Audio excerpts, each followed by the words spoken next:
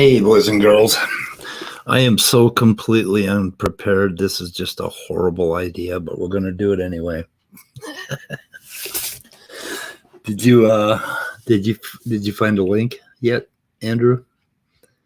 You're not with us yet. I'm still looking at it. Anyway, weather report. Did you find a link? Yeah, I posted it in private chat. It might be at the place where we left off last time, but so you might have to skip ahead a little bit. Okay. Ooh, the juicy one. So Standing for Truth did a thing today called Frozen in Time. Was that it? Frozen in Time? Yeah, the Ice Age model with Michael J. Ord, someone, or yeah. Yeah, who in the fuck is Michael J. Ord? Does anyone know? Michael, like a dentist or? Probably. What are his credentials then? I don't know. I'm not entirely sure. Oh, here he is. Michael earned his master. Atmospheric science. Meteorologist. So he's a weatherman. Okay. He's a weatherman. I guess that's related. Yeah. Sort of. To the Ice Age? Yeah. I don't know. How the hell? Yeah, and I got a Answers in Genesis thing today from Ken Ham.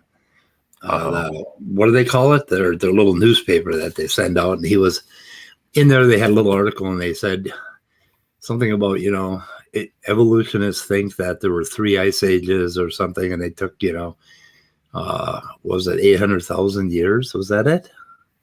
And there were a bunch more ice ages than that. And we know that there was only one, and it was related to the flood, and that was the end of the article. So it was like one little column, and I'm not sure what his point was.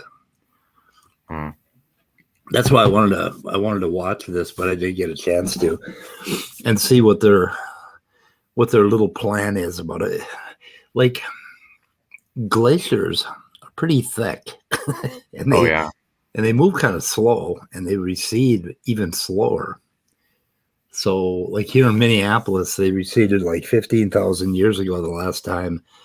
And up north, 200 miles away where I'm from, it was 5,000 years ago. So it took like 10,000 years to recede 200 miles. So I don't know what they're talking about. Yeah. You could really see the difference in landscape. Like down here, there's, like maybe, I don't know, topsoil and clay and all that stuff. But up where I came from, if you go out in the woods, like up in the Boundary Waters canoe area, north of it, by Ely, Minnesota, if you go out in the woods and scrape a little bit, you'll find bedrock, and there's trees growing in it. So it's like some of the soil is. I mean, there are some soils that are pretty thick, and there are some like where our farm was. There was sand that was like 80 feet underground. There was like some sort of apparently a lake or something, so there was sand. But a lot of the area up there, the bedrock is really close, and it hasn't been. You figure 5,000 years ago, it was just a bunch of rocky pools of crystal clear water. That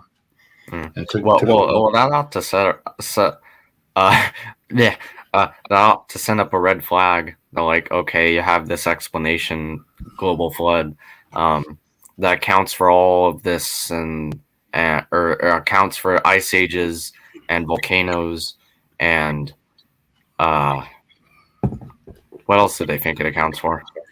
Everything, all the sediments. If you're going to claim something accounts for everything, then I'm going to be a bit skeptical.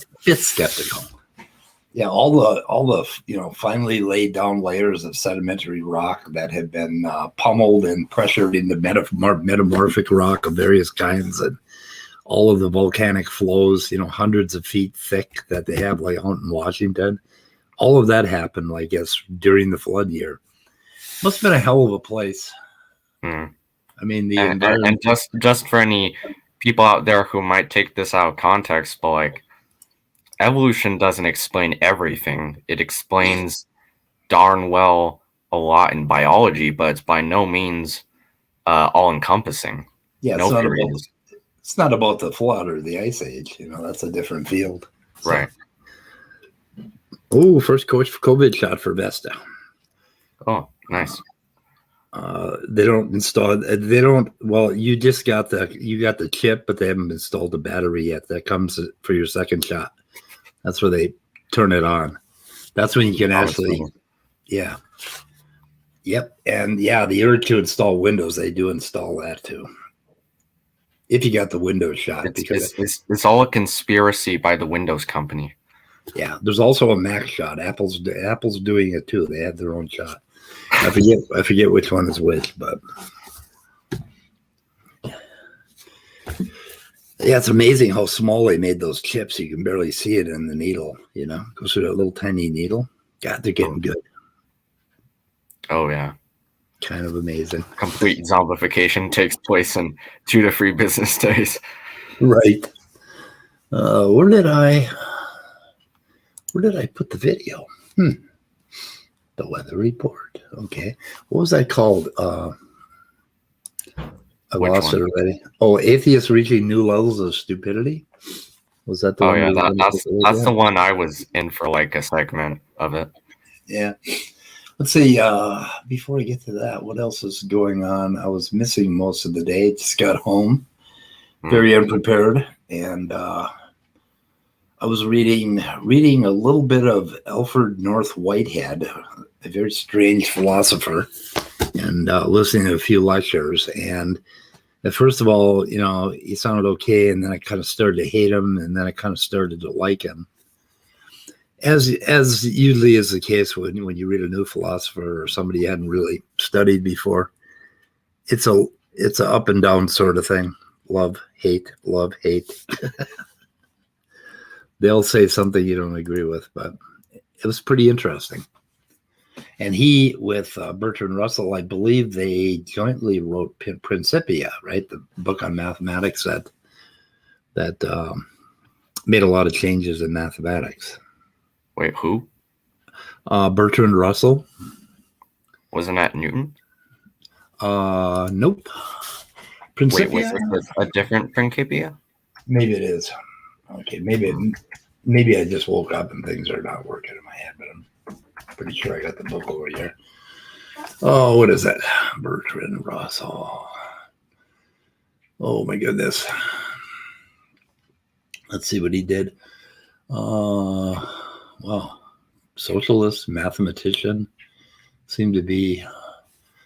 Okay. Yeah. Dussel says it is a different Principia. Yeah.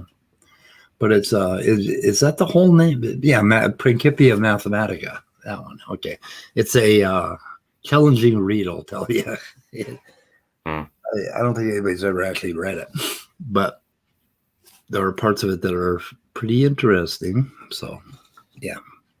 Wish someone else would come in here because I don't know, just seems like we're both kind of unprepared.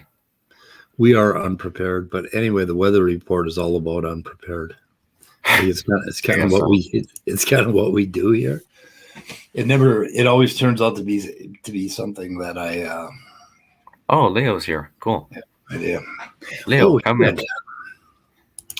I did not say I had something to talk to Leo about too. I forget what it was. Maybe, but I forgot what it was. Leo, if you come in here, we can review the rest of the video we didn't finish if you want. Up to you. Yeah, I gotta turn on my hardware. Speed is also dazed. I'm dazed and confused. Had a hell of a day today. A lot of really strange shit happened today that I won't talk about. Oh shit! And I screwed up my sound, of course. Yeah, that Don't worry, happens. Andrew. Sometimes the laws of physics fail you, and you don't know why. There's two things I could do. Is I could prepare for a show, or I could be on time. And sometimes I can't do both at the same time. Makes sense. So it was either show up late or prepare, and we did not prepare. That's for goddamn sure. It's pretty obvious. Yeah. Yep. Oh. And I haven't had enough coffee to even be awake yet. So, are we live? I think so. Whose idea was that? Probably the conspiracy theorists. It was my chip. My chip did it. Hit the live button. So we were listening to something called. I was waiting in my car for my son, and I was listening to something called Goth Days, which is GOTHDAZE, I think. It was from back in like 1990. There was a bunch of goth music, and I paused it when he got in the car, and then we were driving, and all of a sudden it started playing out of the blue, and I'm not sure. I didn't hit the unpause button. I have no idea how it happened. It was pretty weird, but it has really good bands like Alien Sex Fiend. What? That doesn't sound very appealing. It really is. You really ought to listen to Alien Sex Fiend. It's pretty good. And a number of others. But it's an album that you cannot find. You can find each individual song that they put on. There's a compilation. But I was digging around in my console, and there it was, the CD. And I have no idea when I put it in there because I bought the car 10, 15 years after I had that thing. So it was a surreal experience. We should play some someday because I think that's something that they may not even have the intelligence to give us a copyright strike for. I don't know. Okay, so Leo's not coming in. Where are you, Leo? Yeah, we'll just go ahead and maybe he's busy, I guess. Everybody's busy these days. Yeah. What else is going on? Still looking at ribosomes. Ribosomes are pretty awesome, yeah. Anything new interesting? Or? It's all interesting. There's kind of like I hinted at before, there's a whole lot of reasons when you look at ribosomes to believe in evolution. When you look at them across species. Right. But digging up all the proteins that go into making a ribosome, they do other things, a lot of them, which I was surprised. And sometimes being part of the ribosome is way down the list of the things that they do. So you've got proteins that, serve more than one purpose, and that's pretty common. Right. Did the creationists ever talk about that? Wait, about what? Well, one protein will be active in several different pathways or mechanisms or signaling mechanisms. And there are the ribosomal proteins that I did track down and go to the NCBI and look, take a look at the chromosome and the spiel on them. They all had multiple functions. I tracked maybe about 3-4 of them down. Well, you see, Speed, obviously it was a common designer that put. Oh, yeah. Yeah. He's you don't use a hammer for just one thing. Right. What do you use a hammer for besides pounding things? I don't know. Anyway. Maybe you use a hammer to hold your window up. How would a hammer hold your window up? Oh, you just set it under the frame. Just lift the window up. I'll tell you what. Take a hammer or a narrow hammer and start smashing some creationist teeth. Yes. Get some money. Oh yeah. This show does not condone violence. I'm sorry. No, not against creationists. We love them, and you could also crack nuts with a hammer. Oh yeah. I mean, it's common design. I want to look at after the stream. Are you sure I don't want to look at? Oh, is this Vesta posted something? Dendrochronology. Okay, so Vesta posts something and tells me to look at it after. That's like saying squirrel. Never say squirrel to me. Wait, does that mean you're a dog? The video is unavailable. Oh, yeah, that's what it's doing. Vesta, it's unavailable. Whatever you posted. At least For that's the what I got. rich and famous only. I don't know. Let me try again. Yes, it's unavailable. Give us some background, Vesta. Didn't work. They must took it. Was it a creationist video? Maybe they Probably was. took it down for fake news. That'd be cool if they started getting fake news strikes. That'd be interesting. Or you could probably make a channel and it's all about fake science. And just call it instead of what would be a good name for that kind of channel? Fake science? fake news, science. Fake science. Oh, there was something else I wanted to play. And why did I lose it? Scrabble?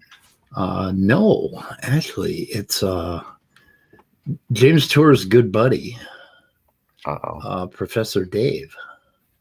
Oh, what the fuck? And my cat was walking across my Speed. You need to put bells on that cat. He was walking across my microscope table, and all of a sudden he jumped straight up about 2 feet. He must have saw a cucumber or something. I have no idea what the hell's going on with these cats today, or myself, for that matter. Okay, I think Vesta's saying try the one he posted now. Oh, okay. So Professor Dave has a book out. Oh, really? Has anybody seen it? Nope. Well, let's see what we can do about that. Let's see here. And of course, I don't have the video up. Professor Dave. Said that. Oh, here we go. Okay, hang on a minute. I'm delaying going to your video. Have you noticed that? Yeah, that's okay. Yeah, I appreciate that. I feel like we need some more people in here. It's kind of getting awkward. Yeah, we are awkward. You're not an awkward person, Speed. I'm awkward. Oh. I'm so awkward that I leave the room once everyone comes in. You do tend to quietly slip out. Okay, so I think I could actually play this one. Let's go ahead and see what he says. For joining me, I do indeed have a very big announcement, and I don't want to keep you in suspense. You know me, I like to get straight to the point. So here it is. I wrote a book. That's right, a real book. Look at this. It's one of those ones with writing on every page. See, it's a real one. It's got words and everything from the front to the back. So this is my book. I wrote this book last year. The title is This Wi-Fi Organic? A Guide to Spotting Misleading Science Online. So the book is sounds like there's a lot of misinformation online regarding science, and I want to help the public navigate this terrain so that they don't fall for marketing tactics and hoaxes. Why is this video so quiet? Etc. So this covers it in a pretty broad way. So I want to focus first of all on just genuine. Why is this video so quiet? I have no idea. No idea. It just some are, some aren't. You know, it depends. Interesting. Kind of pick and choose. Anyway, Professor Dave has a book. Is this Wi-Fi organic? That sounds like a Professor Dave book. Yeah, that sounds pretty good. Yeah. Anyway, so he goes through. What's that? Okay. No, go ahead. Go ahead. I was just gonna say. He talks about the whole thing about, you know, is this organic and all that bullshit, or like GMOs? GMOs and all that crap. Yeah. So he addressed a lot of fake science. And I know Speed knows about that, number one, because he knows about genetics and biology, but he also grew up in roughly the same type of environment I did, that rural Midwestern environment around agriculture. This whole GMOs are poison and they give you cancer and autism is just bullshit. It's when I hear stuff like this, I have never met somebody opposed to GMOs who's ever actually stepped foot on a farm. And I mean like a meaningful farm, not your friend who lives 6 miles out of Boston who owns a pig and 2 sheep. That's not what I'm talking about. I'm talking about the guy who lives in rural Iowa who farms 2,100 acres of corn and soybeans and has like a 70 head cow-calf operation. That's what I mean when I say farm. An organic lettuce grower from outside of New York somewhere. Yeah, that is not what I'm talking about. No, not those guys. Yeah. I actually had a phase recently where I was into the science of food and like food entrepreneurship and how people have developed it over time. It's pretty interesting. Anyway, side note. Yeah. I have some interesting news. What's that? Uh-oh. I will be teaming up with Dapper Dino this Friday on, unfortunately, Modern Day Debate. And we will be debating some guy named Lemon and Flat Earth Aussie on, I'm sure you can guess the topic, Flat Earth. Ooh. Oh, no. This ought to be interesting. What do you... This Friday at 8 p.m. Eastern. This is going to be interesting. Can you explain to me why anybody would debate a flat earther? For the fun of it. Oh my God. That's all we can do at this point. Okay. I suppose it's not much different than creationism, but it's way different. Yeah, it's really a lot more. Well, yeah, it's. I'm going to be honest. I don't see much of a difference between the two. Really? Creationism to me is like flat. Two different it's two different contentions, but it's the same in the sense that they're two views that are thoroughly vitiated by almost every major field of physical sciences. Yeah. Well, do creationists claim that all of science is a conspiracy, though? In a sense, yeah. Really quick, Icarus, it's unfortunate depending on who you ask. Yeah. That's why I added that in there. But yeah, I mean, they do. If you think the Earth is 6,000 years old, because you'll often hear how they talk about all these secular scientists and everything. It's a conspiracy. Modern science is a conspiracy against God. It's trying to turn people against God, and that's why the consensus isn't on their side. That's why literally none of relevant academic literature supports their conclusions. That explains all those, because it's one big old fat conspiracy against God. Yeah. Okay, never mind. Yep. I take back my statement. I wonder how they communicate, these conspirators. I wonder what their back channel is. Maybe it's like 6G, or is it like? I mean, also, they must have meetings, right? The conspirators. I don't know. The meetings that somehow never get recorded and never seem to exist in the first place. And they have no defectors ever. Nobody ever defects. No defectors. Right.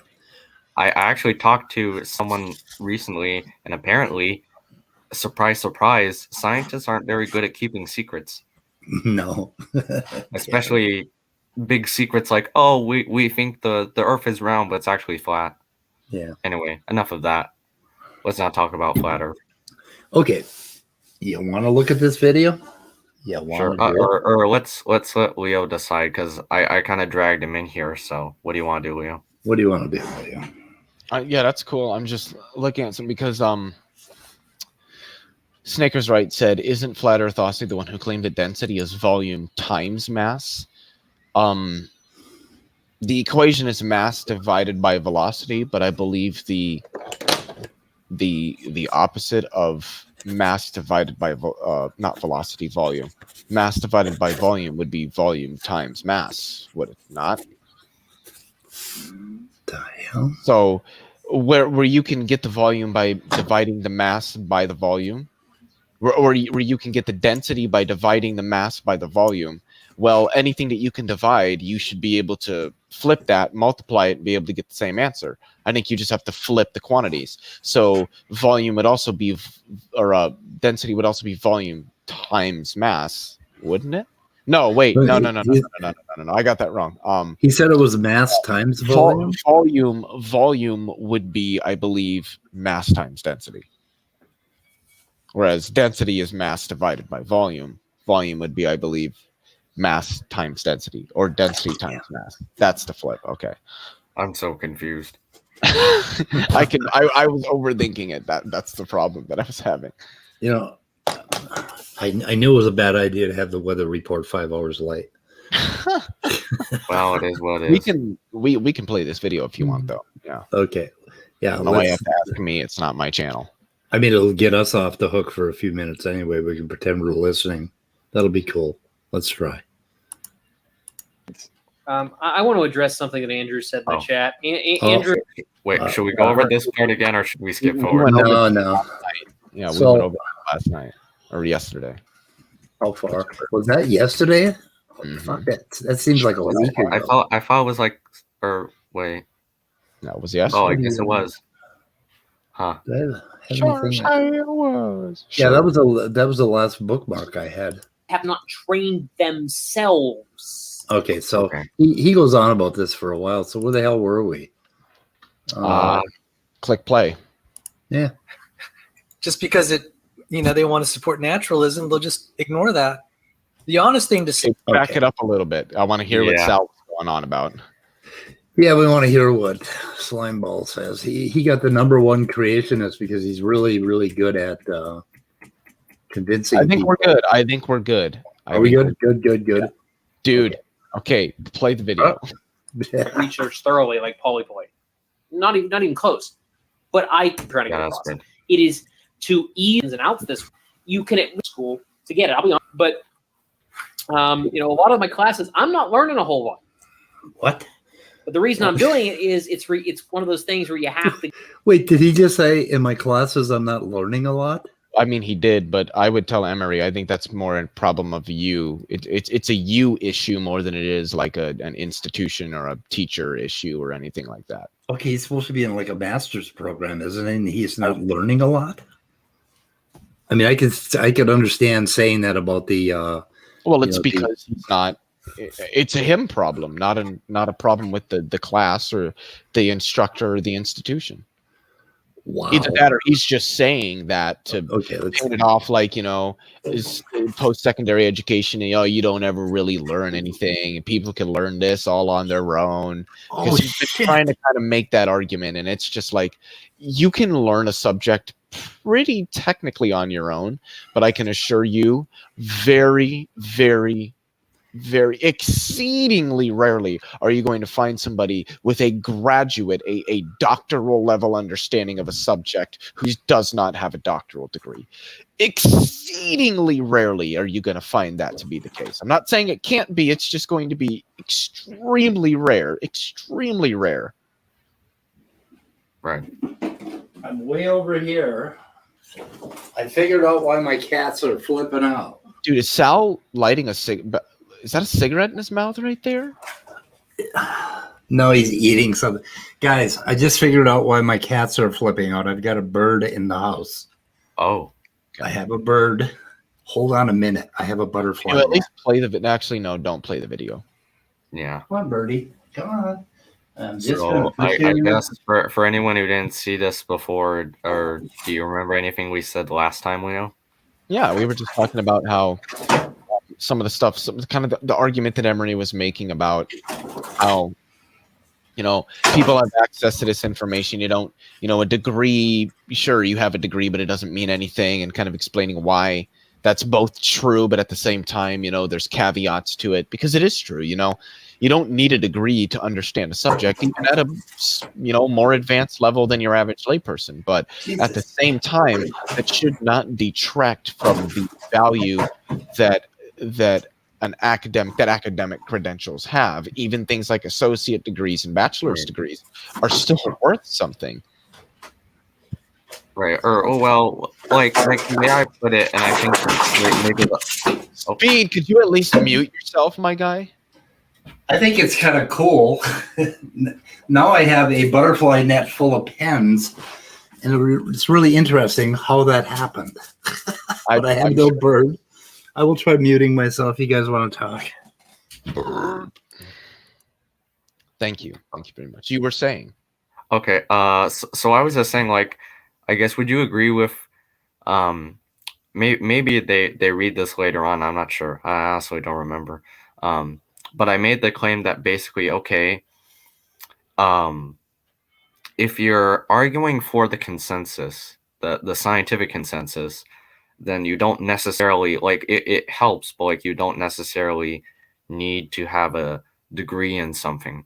But if you're arguing against the consensus, then you better have your money's worth in terms of credentials and training, for instance, because you better know what you're talking about in order to make an opposing claim, I guess. Exactly. Yeah.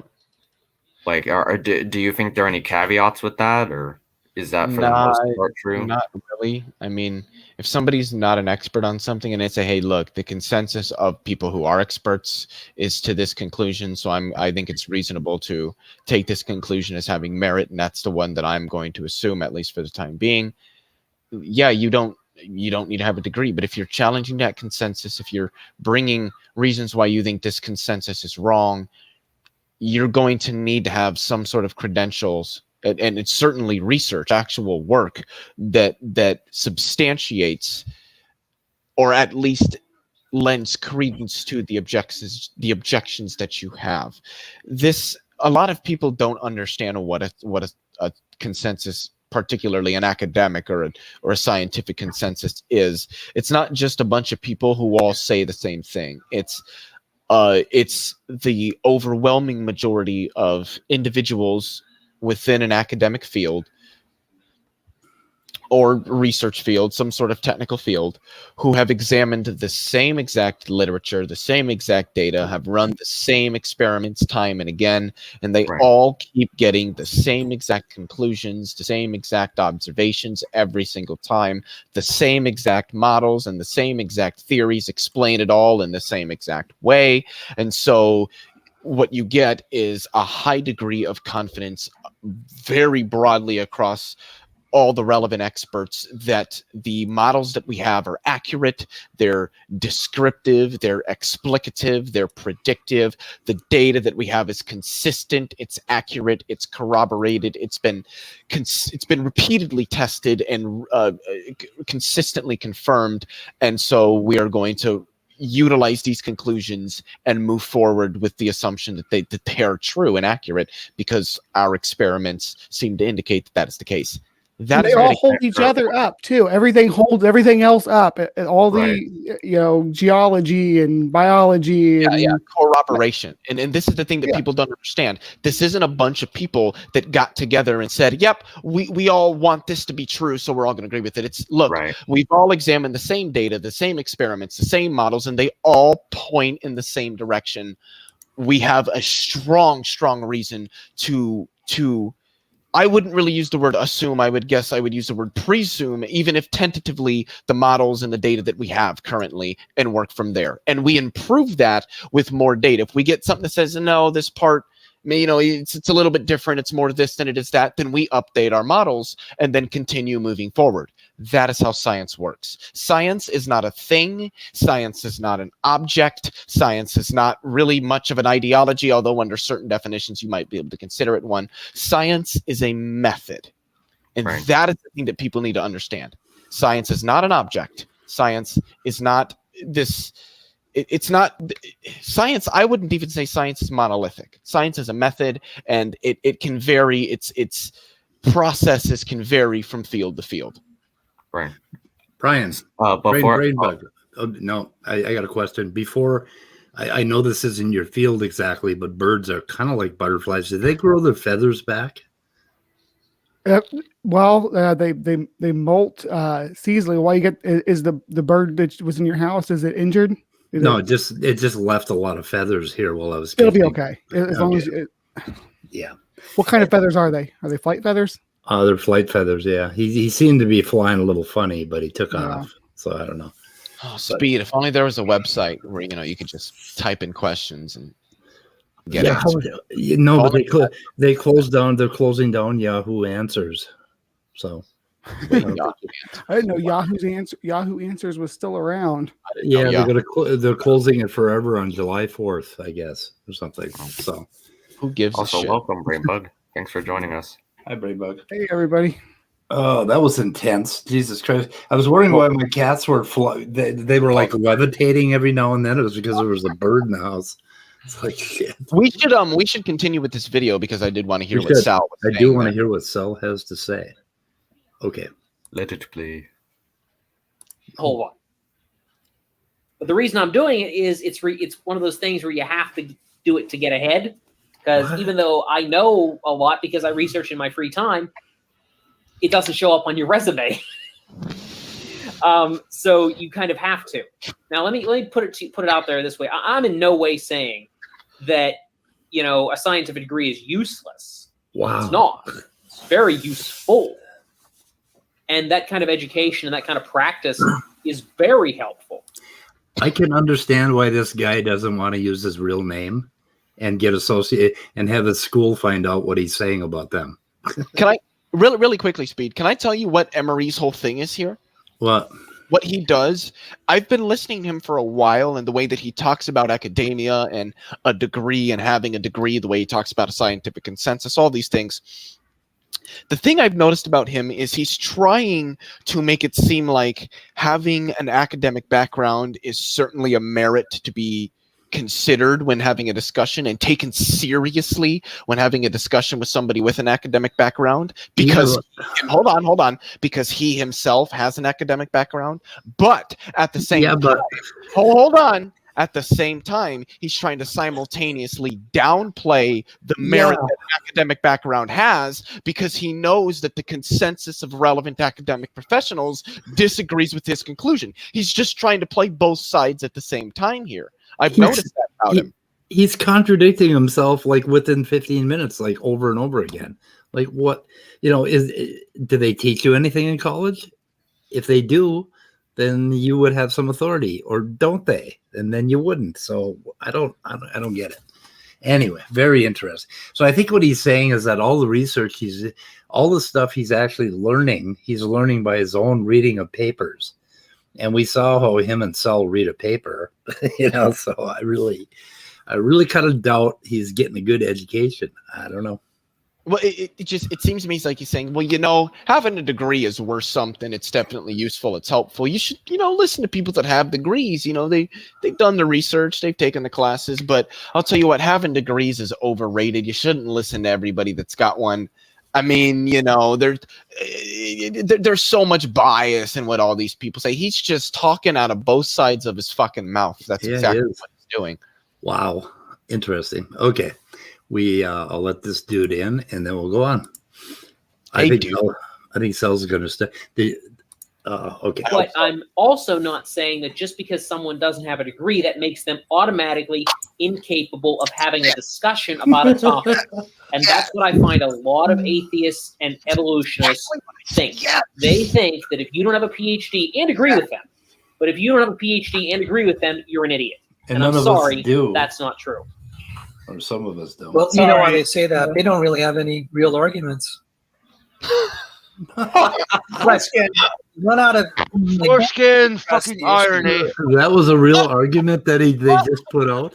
No, they don't have arguments. I'm sorry, Sal. You don't have arguments that you agree with. Jesus. and Emory here saying all these other PhDs. Oh, they think that if you don't have a PhD, what you say doesn't matter. And it's like they don't say that. What they are saying, and what anybody who understands scientific methodologies would say, is that if you don't have rigorous data to back up claims that you're making, especially so when it is the case that they stand in opposition with what the consensus is, then there's no reason to consider what you're saying. Simple as that. It's one of those put up or shut up situations. That's how science works. Put up or shut up. If you can't back up the claims that you're making, then we don't have a reason to consider seriously the claims that you're making. Or like extraordinary claims require extraordinary evidence, kind of thing. Yeah. Well, I'll put it this way, because it both of these statements are true. Any claim requires sufficient evidence. However, the more extraordinary a claim is, I would argue the more extraordinary the evidence that would be sufficient for satisfying Right, that's a better way to put it. For satisfying the justification of that claim. Well, hold on, let me finish. For satisfying the justification of that claim will be. So if I tell you that I have a dog in my, I own a dog, most people are probably just going to believe that because we have an experience of dogs. We know what dogs are. We know that people own dogs. But if I told you I had a unicorn, the amount of information that you're going to require to sufficiently justify that claim is going to be greater than it would be if I told you I had a dog. Well, the evidence is always going to need to be sufficient, but at the same time, the more sort of outlandish the claim is, the more rigorous the data would need to be, I would argue. Well, no, Leo. You know what? Some people will believe that you have a unicorn. All it would take is that you have a horse with a horn on it. Yeah, that's like what tanks. would be required. Yeah. Like, well, I mean, yeah. If you want to trivialize, the point that I was making. No, I know, Leo. I'm not devaluing it. Everybody understood the point that the broad. I know. I was just making a joke. Relax, making a joke. What was that series where the guy made his little girl loved unicorns, so he taped a unicorn, or he got this guy to dress a horse up and put a horn on it for a unicorn, and something really horrible happened. I can't remember, but was that happy? I don't know. It was something else. Anyway. It is curious. They won't believe you have a unicorn, but they will believe you if you say that a magical anthropomorphic immortal, that's immaterial, timeless, created the universe from like an incantation spell. Yeah, they will believe that one. That is kind of interesting. I like the talking animals. I want to know more about like how that works. Honestly, I hear the term create the universe, and I don't know how to process that term. It's like asking me what is both the position and the momentum of an electron. When you ask that question, I don't know what the fuck you're asking me. Yeah. It makes absolutely no sense whatsoever. Doesn't make any sense. To speak in that manner. I just don't get it. I do not get the question. To me, it makes sense because create doesn't necessarily entail agency. Well, the problem is it does. If you create space time, you know what? Can I amend my statement? I'd like to amend my statement. I wouldn't say that creation. I don't think that it's true that creation requires at least necessarily agency. I would argue that creation generally refers to some sort of agency being present in the process. But again, that's not necessary to it though. But what I would say is that creation, maybe not that it necessarily requires space-time, but that it requires energy interacting. Because space-time could be emergent, but you could still have energy interacting and a quote-unquote creation of sorts occurring. But I would argue that creation requires some form of physicality. So to talk about the creation of the whole of physicality does not make sense to me. I do not know how I am supposed to interpret the question that is being asked. Yeah, no, same here. It doesn't. To me, it doesn't make sense. And I know I draw this analogy a lot, but I think it is just a powerful analogy. It's like asking me, say that we're in Mexico, and you say, well, what's north of Mexico? And I say, well, Texas. What's north of Texas? And I say, well, Colorado. Well, what's north of Colorado? Wyoming. What's north of Wyoming? Canada. What's north of Canada? The Arctic. What's north of the Arctic? Well, I guess really the North Pole. Well, what's north of the North Pole? Yeah. I can't answer that question, not because there isn't an answer, but because the question is meaningless. It is just an incoherent question. That is what I get when I hear about talking about the creation of, or the beginning of, or the cause of literally reality itself. It's like asking what's north of the North Pole. I think the whole of reality is a different type of question because, we can agree, like, for lack of argument, that reality appears to exist, even if that perception is kind of tainted by like our ability to perceive the world accurately, whatever the hell that means. And it does seem like that there's like an objective sense in which reality exists, but it may be the case that we just can't observe that. I think existence is really loud. What do you mean by that? Loud? When you say that? Yeah. I mean, it's really obvious. I still don't know what you mean. Because think I about don't it. know how saying it's obvious is supposed to add anything to the conversation. I don't view existence as a property that things have. That is not how I view existence. Well, yeah, that's why it's so To me, loud. something like redness or heavy or bright. It's not a property that things have. That's why it's so Leo, definite. those are all properties that you just said. Those are all properties. That's what I'm saying. That's what I'm saying. Existence is not like those things. Okay, I thought you were saying existence is like. I was like, okay, sorry, I misunderstood you. I meant existence is deafening.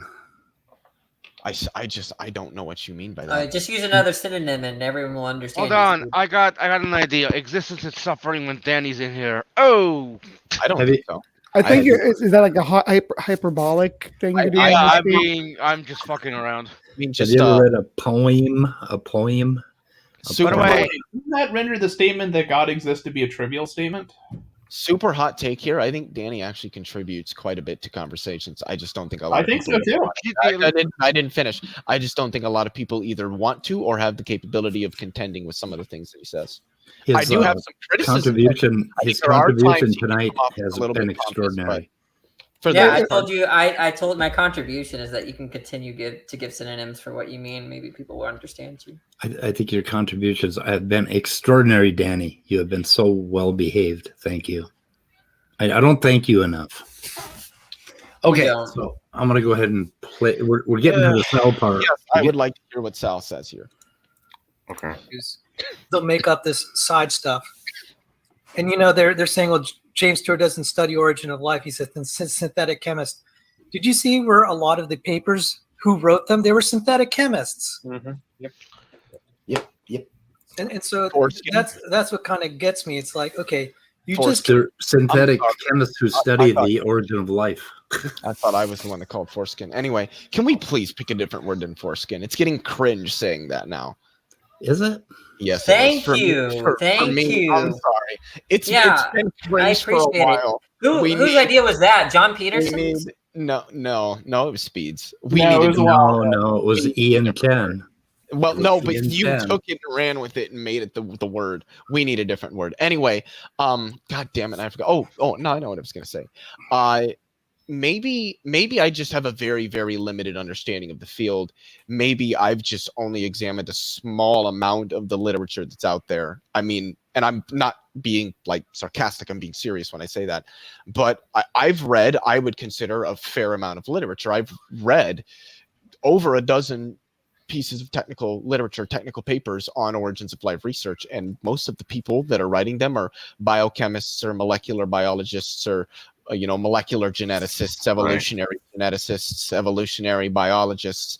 I don't see a lot of like organic. I mean, maybe I've seen a couple of organic chemists on there or synthetic chemists or something like that, but that I don't think I could agree with the statement that that's who's writing the literature. I would argue that most origins of life researchers are going to be biochemists, molecular biologists, maybe even cell biologists.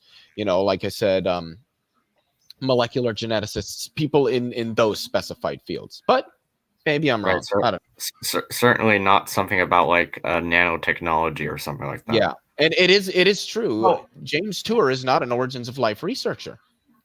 Here's the thing, right? Like saying, for me at least, and this is the way I feel about organic chemistry, saying that you study organic chemistry is almost like saying you're a mathematician.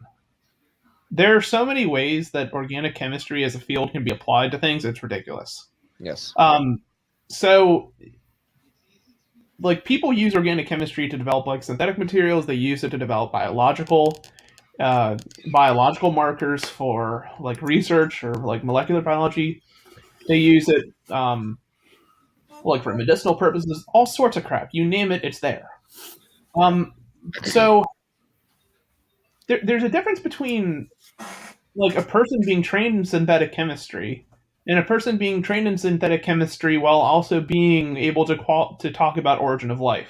Yes, because that's the particular area that the research that they've been doing has been focused on. Yeah, synthetic chemistry is a sub-branch of organic chemistry, but the origin of life is also a sub-branch of synthetic chemistry, because it's a particular type of chemistry that's been in development now for like easily 50, 60, 70 years. So just because somebody has a PhD in synthetic chemistry, which I'm not discrediting, doesn't necessarily mean that he is qualified to talk about the particular experimental techniques and experimental setups that people who are in this particular branch of chemistry are doing. Right. Yeah.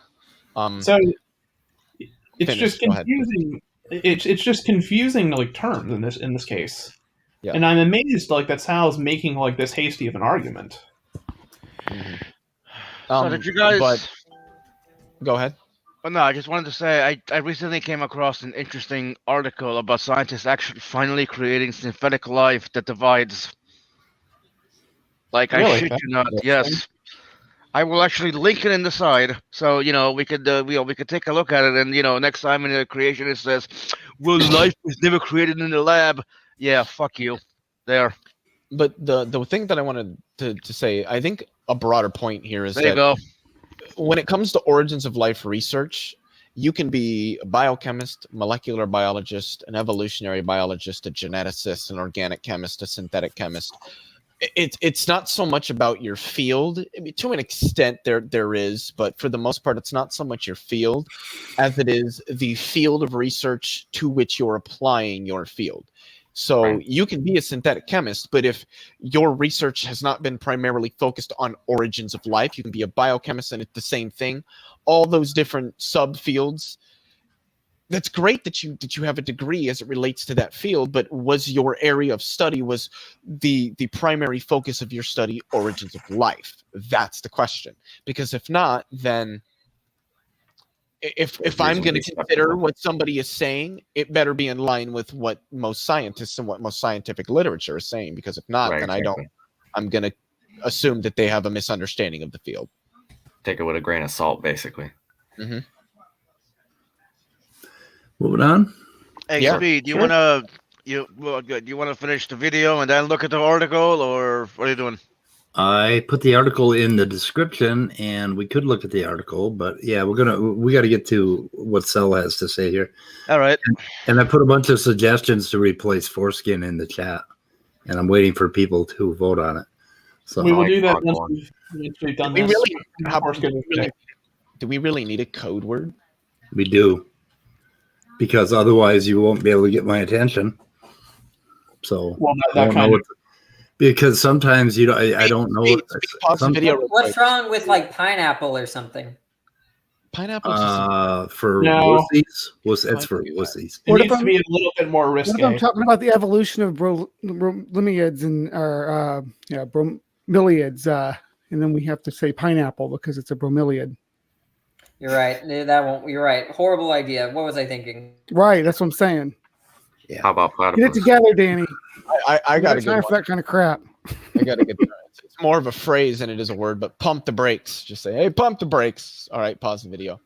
I like penis skin or force. Why are you so vulgar? I don't want some like vulgar. Why does everything with you involve sex, especially since you're sexual?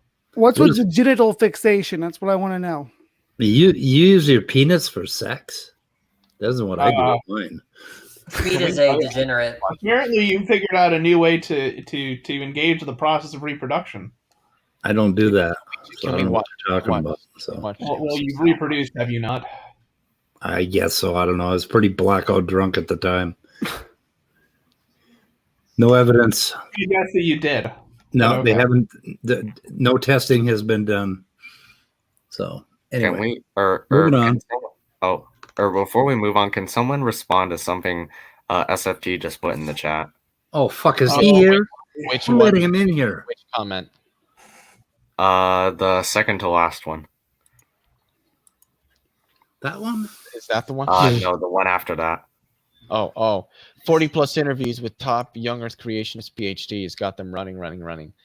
Standing, God. I'm pretty sure I offered you to debate Jason, not even debate, but just have a nice cordial discussion with Jason Lyle on your channel. I'm pretty sure you told me that he wasn't interested in that. So let's re-examine who's running from who now. Yeah, I mean, it's kind of a little interesting when like a PhD in a field who's as confident as Jason Lyle is won't talk with somebody who is a layperson. Well, I'm going to be honest. I don't formal education in the field.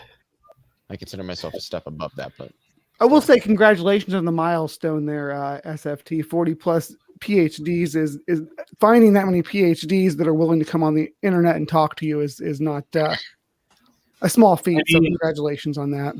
Remember the types of PhDs we're talking about. Well, yeah, I know. These are but PhDs who aren't busy doing research. Right. Oh, shit. No, he didn't. Yes, he did. Yeah. Or publishing research in Answers in Genesis or something. He's got 40 plus young Earth creationist PhDs on his channel, and like 95% of them won't debate even non-professionals on the subjects. I think he's got about 15 of them, and he keeps rerunning them over and over again, especially that old dude with the geology problem. What the hell's his name? That old... I don't know. I forget what his name is. The old guy with the geology problem. I don't know. The military guy? Huh? I think you're talking about David McQueen. Yeah, him. Okay. Yeah. What the hell? Those are your PhDs. Good God, SFT, get out of here! Christ. Oh, we aren't at your level. You can't even come and defend your fucking created heterozygosity around here. Go away.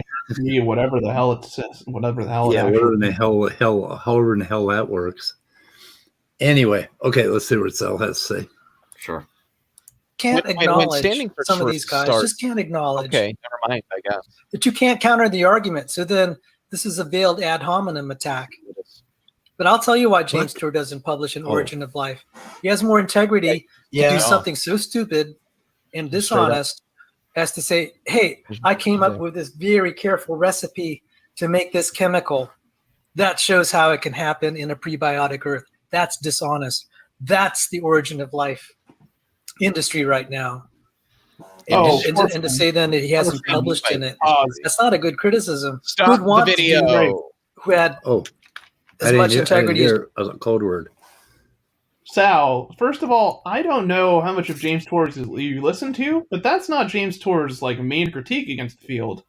The main critique he has is that a lot of like pop sci is kind of like over exaggerating in regards to the results of Origin of Life and saying we've made life or we know how to form life. We don't. Nobody should claim that.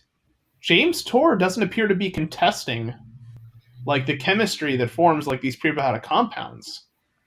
And if he is, I'd be really curious to see on what basis he is. Chemistry is chemistry. And if you want to show that a particular reaction mechanism or pathway to get to some point A to point B is wrong, be my guest. That is a very you can get rather famous doing that by showing that a person's results are fallacious or that there is some error. That's how new science is born. Oh, so here we got a testosterone reference. So what's interesting about Tour is that he'll talk about something and then he'll talk about some controlled condition, like a higher pH or whatever, and then this reaction happens, and then the other one can't happen. So his counters are exactly the same as the papers themselves, right? Can I say something to Standing for Truth's latest I don't know, tweet or whatever the fuck message? Hey, Standing, it takes more than testosterone to be a man, okay? So moving on. Well, Jackson's not here. Why don't you engage with Jackson directly instead of talking about it here with us? That's transphobic, Tanya. Thank you. Yeah. Well, yeah, I don't care right now. I wanted. It's actually not, but we're not going to get into that right now. I mean, what does testosterone have to do with your brain? I'm not going to say anything. We're not getting into it, Speed. Is my mic working? Can people? I want to know what testosterone has to do with thinking. Leo, you know what? Am I coming through, guys? Guys, am I coming through? Yes, you are, Leo. You're interrupting me, Leo. Well, no, it's just like 4 fucking people have talked over me in the last like 3 minutes. Oh, hold on a minute. I don't. and I don't. I just wanted to make sure my mic was working. All I was going to Okay, say Leo, will you said, pause "You for keep just a talking fucking about people second? having-" Leo, So I don't get to say what I've been trying to could say. you for 3 pause minutes? for a second? No? Okay. Your mic has gotten a lot weaker in the last 5-10 minutes. That's why. So why is that? Gee, let's examine why. What the Did fuck? you No, move it it hasn't. again? No, it hasn't. No. The speed is just rude. Somebody turned my mic down. I usually have it set at 150, and it was down in like the 60s. So I don't know who. Sometimes, no. You know, depending on the headset, it happens to mine too. So sometimes Yeah, it depends on where your headset is. Yeah, sometimes it happens.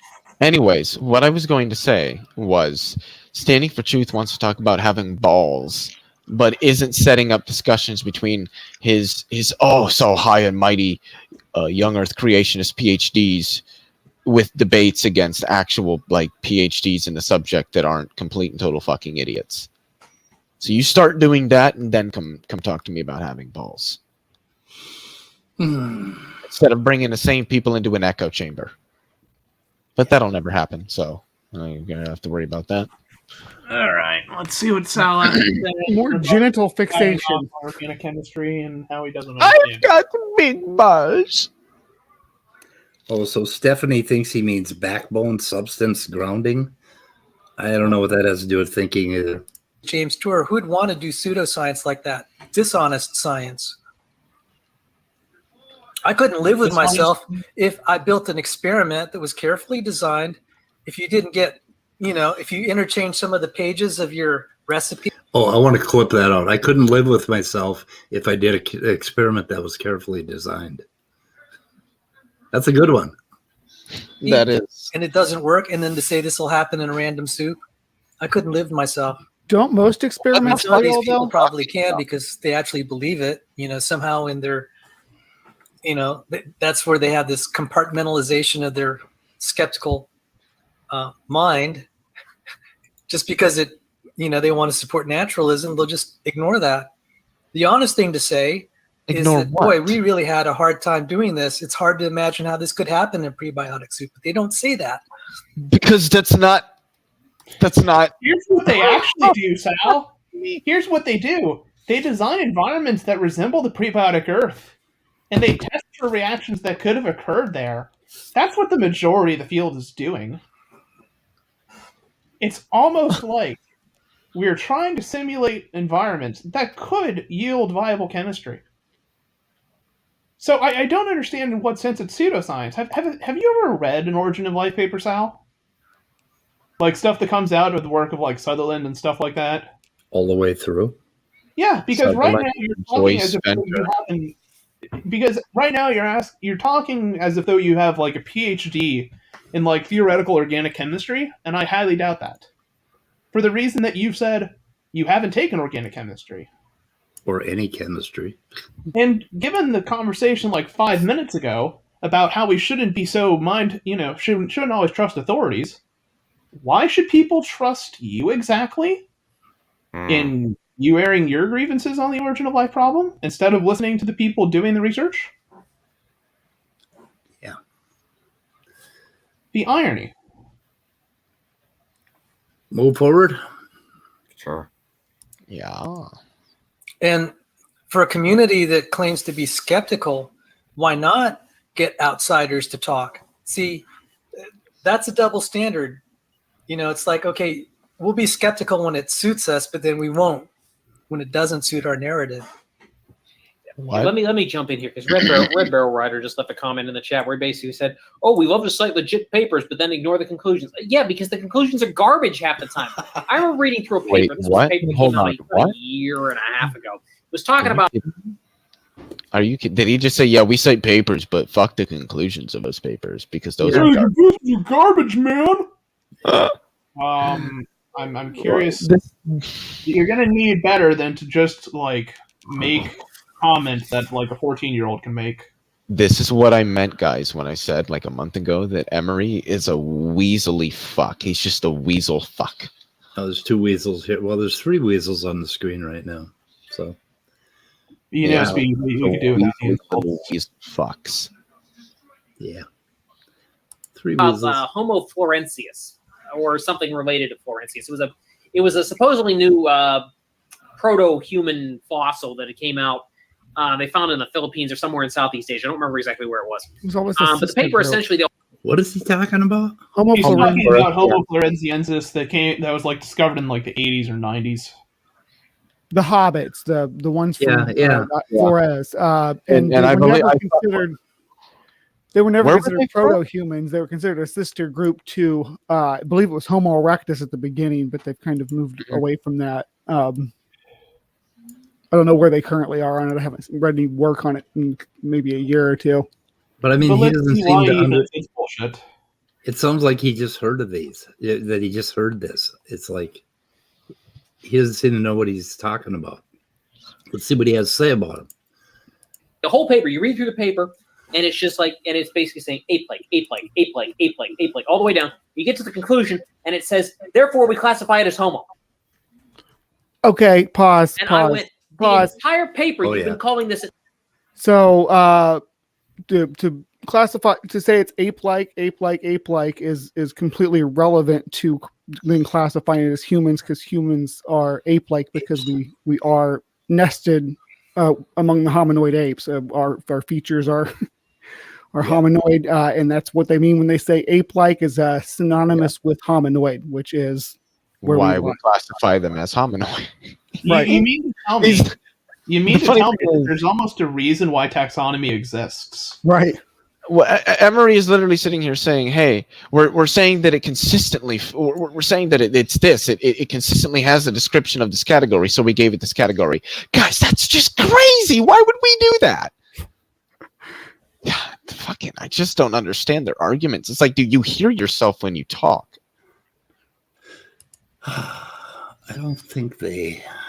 And to follow that up with Flores, it's not just this one species. There was a whole ecosystem that we discovered. So we know that how they behaved was very early hominid-like as well, that they made tools, that they hunted, things like that about them as well. Mm-hmm. Are we going to keep watching? Yeah, I was trying to find more Emory has to say, since he doesn't even know what the genus Homo means. I wish he'd tell us what paper he's talking about. An ape-like fossil. And then now you want to turn back around and tell me that this is Homo. Drop dead. Your conclusion is not supported by your arguments. And this is common because they know if they don't put a little Evo spin in the conclusion, they won't get published. Evo spin, I love it. So I'm sorry.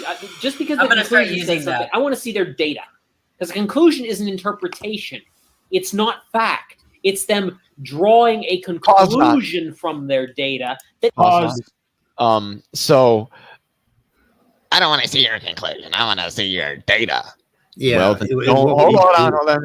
Don't read just a conclusion. Read the whole fucking paper and examine the methodology, and then maybe you'll see why they came to that. Maybe there's no understanding of what the conclusions are drawn from. They're looking at measurements, empirical measurements. When it comes to examining fossil bed, fossil find, it's measurements of bones and like minute down to the fraction of a millimeter, especially when it comes to tooth diagnostics. It's not just, we decided that this looks like a monkey, so we're going to classify it as a monkey. That's not how it works. Okay, moving on. It's truly amazing. Yeah. What's that? It's truly amazing. Just because the thing is, like, in chemistry and pretty much in any field like that does have the ability to recreate data, and even anthropology and stuff like that too. There's a fun thing you can do, and it's called reaching out to the people if supplementary data isn't given, and asking for the data that they use for the study to see if you can recreate the same thing. You can even get papers from them that they use that they cite in their work. You can get those papers from them if they have, because sometimes papers are behind a paywall. We all know that. But if you reach out to a researcher, they may have their copy of the paper they can send to you. And you can even get data sometimes from them as well. Mm-hmm. It's wild. It's like if you ask people to back their stuff up, they usually will. Well, there's like this implication that they're hiding something. No, if you reach out, they'll. Yeah, exactly. But here's a more interesting aspect of that as well. If everything is just supposed to be in support of evolution, why are there papers out there that are decrying the fact that we need to kind of improve upon evolution? That, the current version of evolution we had needs to be more expansive in terms of, like, being in line with the modern synthesis and develop new mechanisms for it? Because if what you're saying was true, there would never be a reason, like, to develop a theory further. Right? We would always just be content with what we have. Yet that's not how the science goes, ever.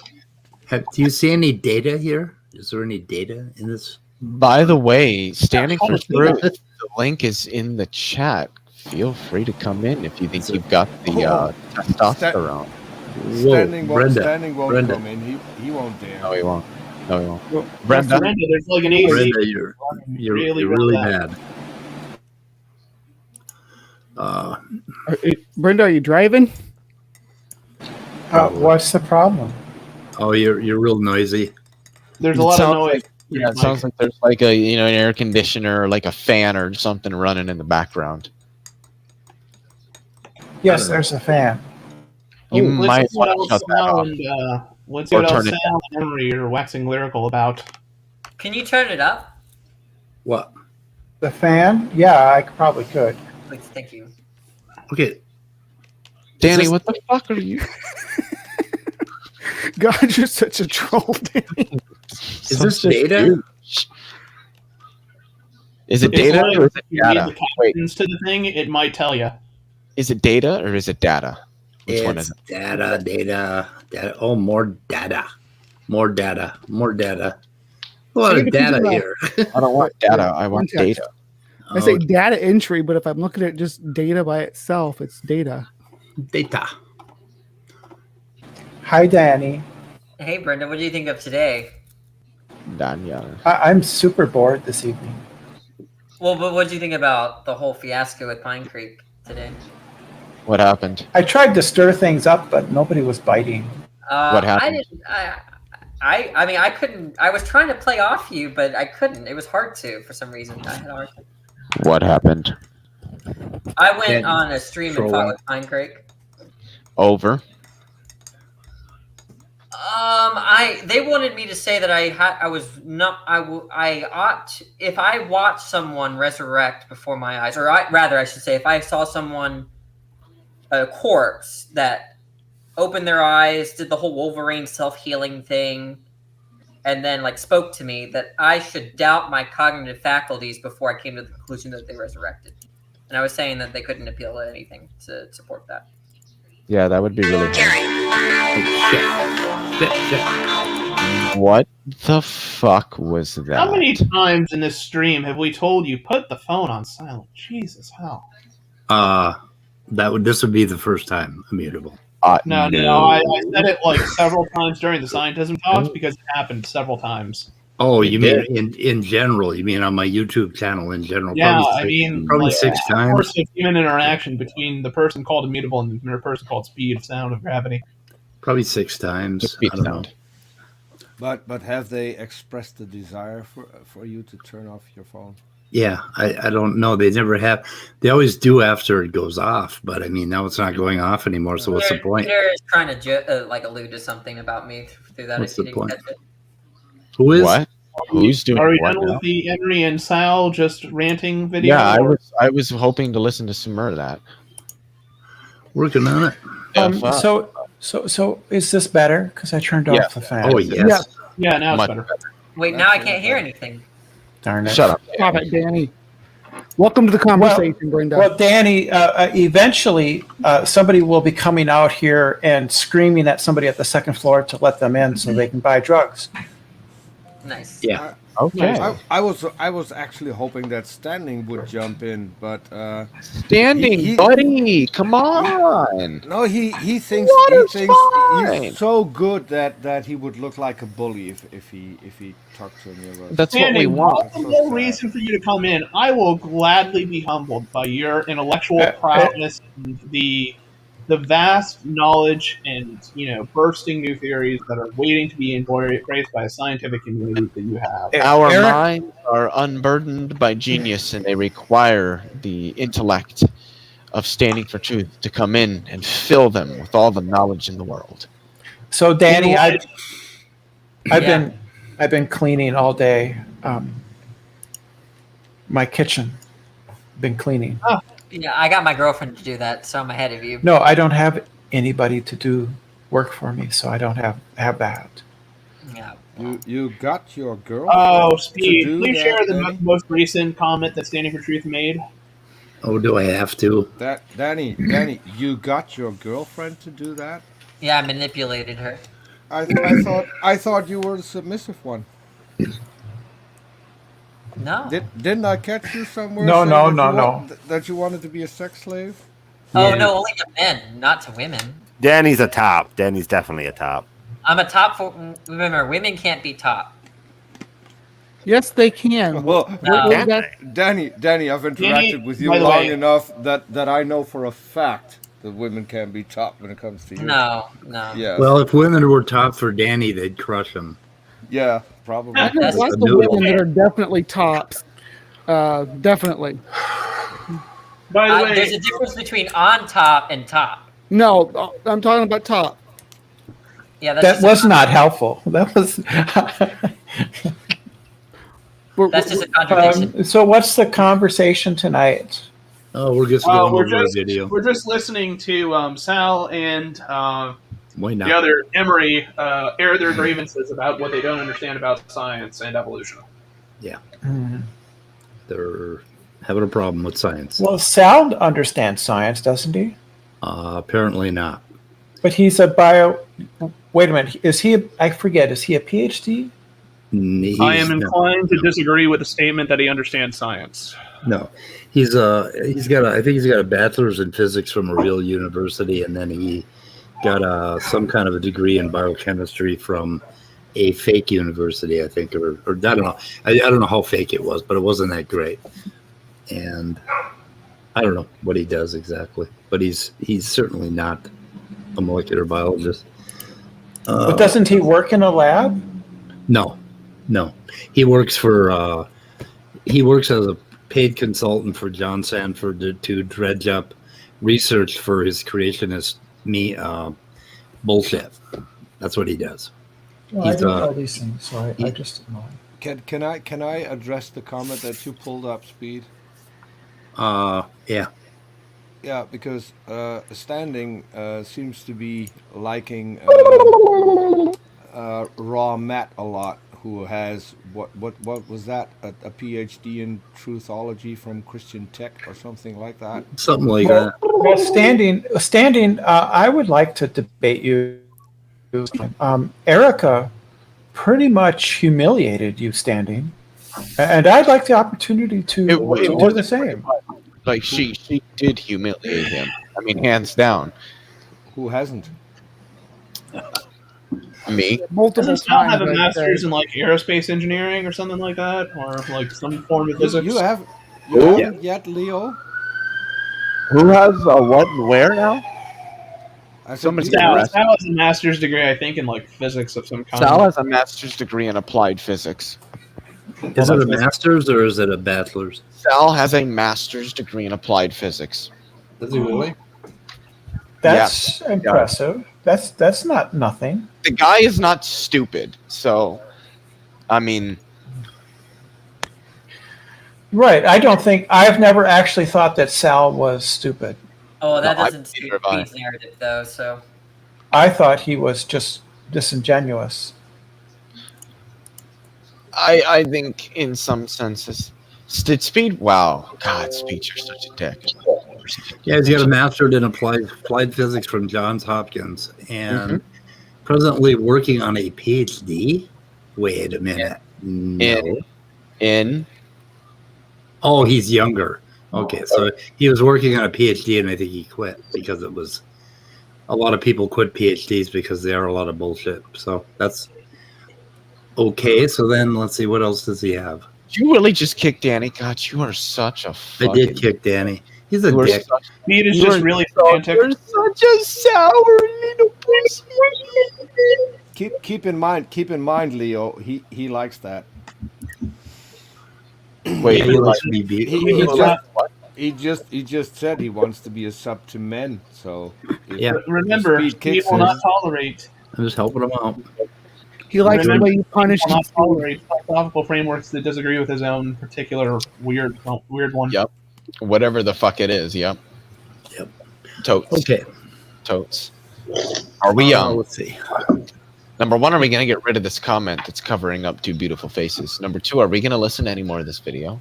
Oh, yeah, we are. If anybody... They just see my face. This is what they're here for. Peter, your mic is really weak. Who? My Peter. mic weak? Yeah, it's No, really not weak. really. I got It's you a cranked all the little way bit up. quiet. It's a little bit quieter, but it's not bad. Yeah, but I got him cranked up to Yeah, but 100. that Leo, Or because full.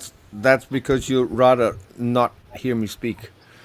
Me? I don't mind when you talk. I'm not hearing you. I kind of think that Andrew Cummings said just because you don't have a science degree doesn't mean you're a scientist. But I kind of think that if you do have an advanced degree, a master's or a PhD, you kind of are a scientist. I think so. I'm not sure because there's some master's people that end up working like in industry and essentially just are paid to They're make still sure scientists. They're still scientists. I disagree. Well, I take a scientist to be a person that's actually engaged, like with scientific research, like in active research fields. So, Well, are those scientists still scientists when they're asleep at night? I don't think I'm referring to the fact that like they have to be active, like 24/7 in a research lab. Kind of sounded like you were going. Hold on. Hold on. did. Hold up here, really quickly. From the Science Council, this is the definition of scientist I'm going to give. I think this is a reasonable source to use, and I think this is a reasonable definition. A scientist is someone who systematically gathers and uses research and evidence to make hypotheses and test them to gain and share understanding and knowledge. Yeah, so that'd be field researchers. What is your definition of science, Leo? What would you say if I was a very strict on you have to have an independent variable, a dependent variable. You have to have a hypothesis, and it has to be an experiment. Observations don't count. What would you say to that? I don't know how I would test things. That's exactly the part you need to highlight. Just saying.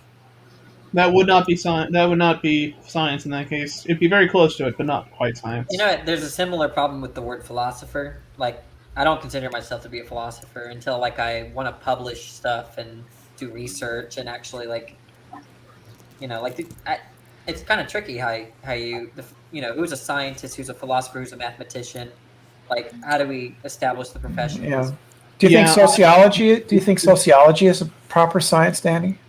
Yes, it is. Proper science, like in a strict sense. In a strict sense, do they do experiments? They do experiments, but they're not. I don't think they're getting a law. I'm not sure they do. If I was a strict, believer in the nomological hypothetical deductive method, I'm not sure that sociology or psychology would count as science. Yeah, I agree with you. Why not? Because it wouldn't. Because I'm taking a very strict. I'm using Hempel's definition and very strict on that, and then I would have to kind of say the soft sciences, probably also astronomy, because you can't really vary the independent variable in astronomy. Well, sure. I mean, the world is the entire universe is your sandbox. Yeah, but you can't manipulate the variables. Wait, how do you mean? You have to directly manipulate the variable. What What is the context there? When you say manipulate the variable, and you'd have an IV and a DV, right, and then a null hypothesis.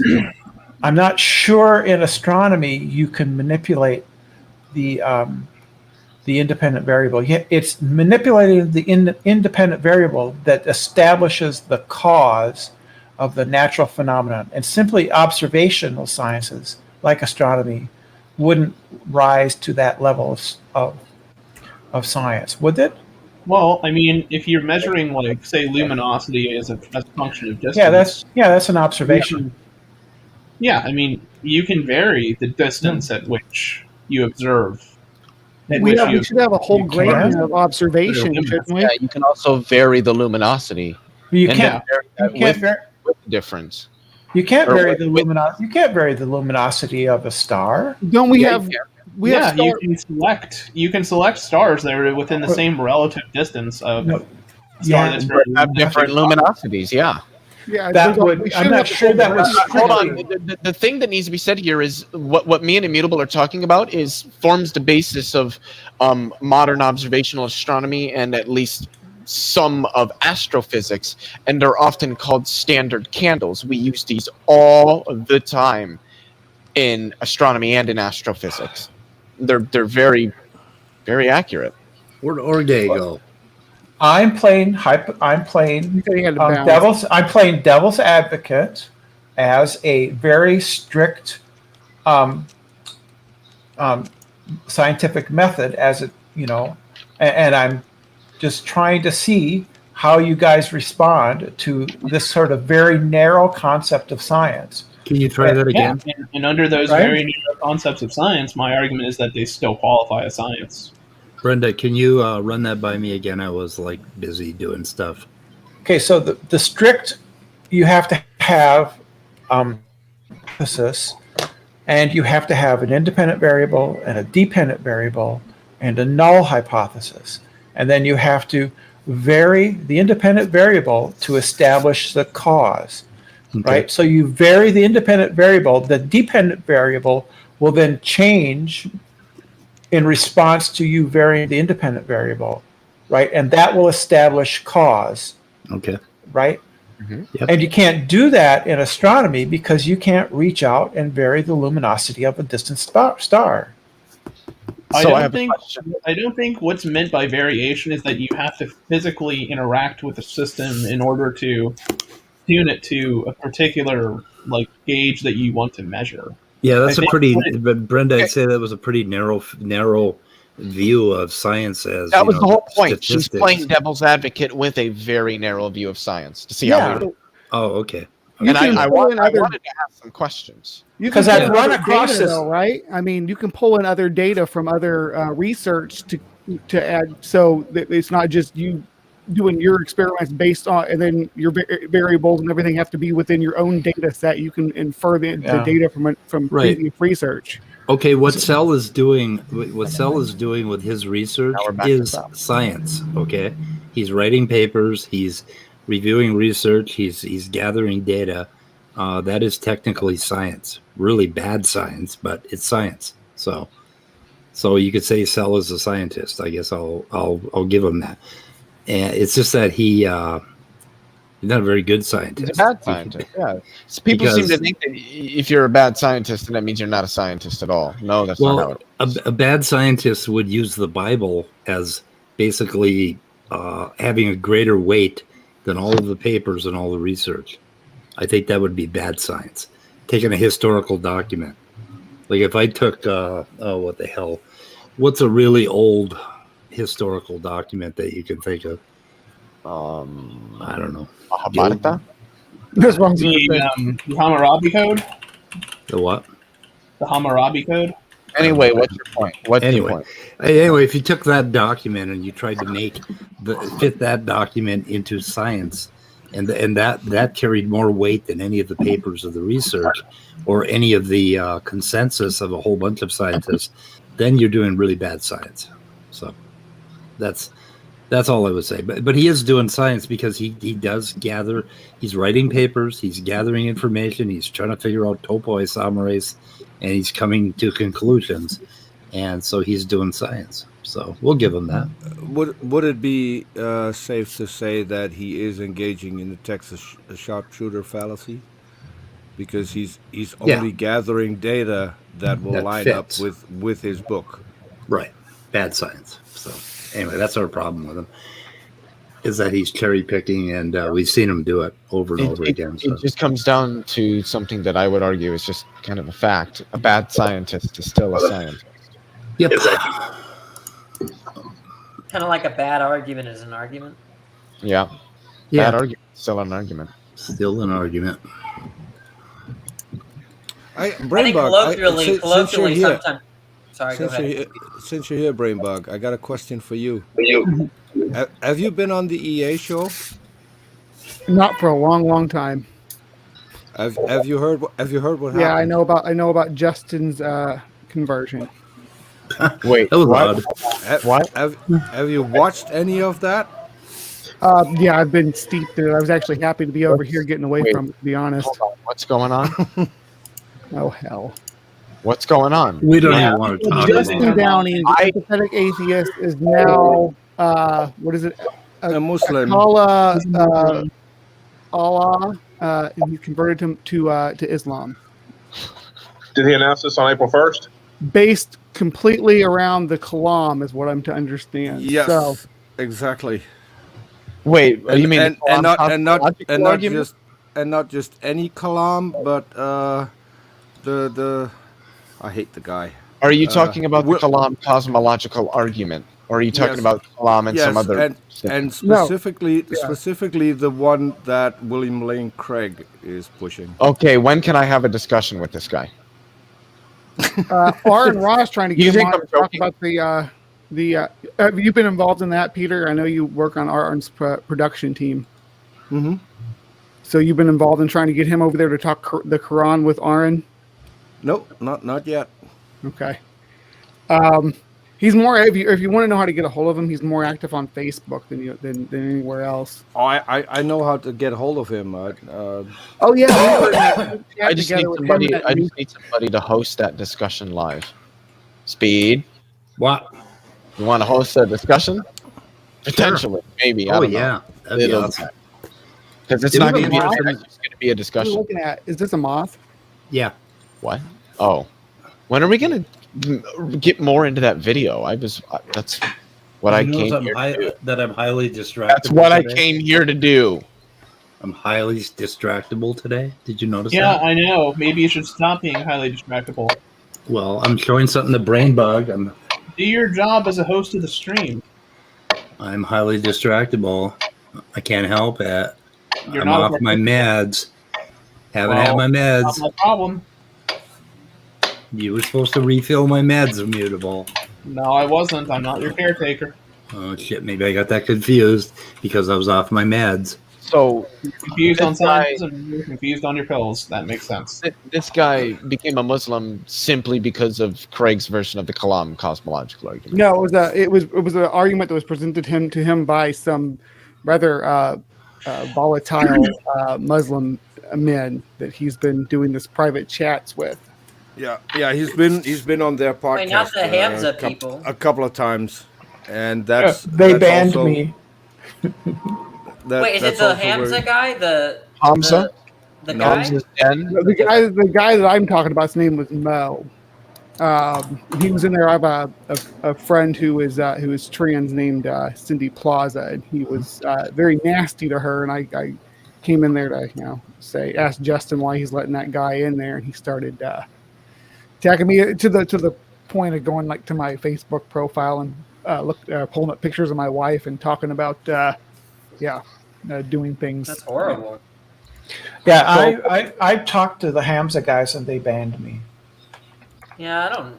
Really? It's hard to see how they can make progress with them. Wait, so Brainbug, they went on your Facebook page? Yeah, well, I was in a Facebook chat group that Justin invited me to, and they showed up in there, or they were in there when I got there. But I just was kind of like being a fly on the wall, watching the interactions between them, and there was several different people in there, but then it got to some very transphobic rhetoric, and I was like, I popped in there and said, I'm not going to be in this group if you're not going to moderate this kind of conversation, and didn't get any response, and then they kind of turned their attention to me, and that's where it went. Oh, that's nice. Yeah, I appreciate it. Is this a geometric? Oh, it's gone. Where's the moth at?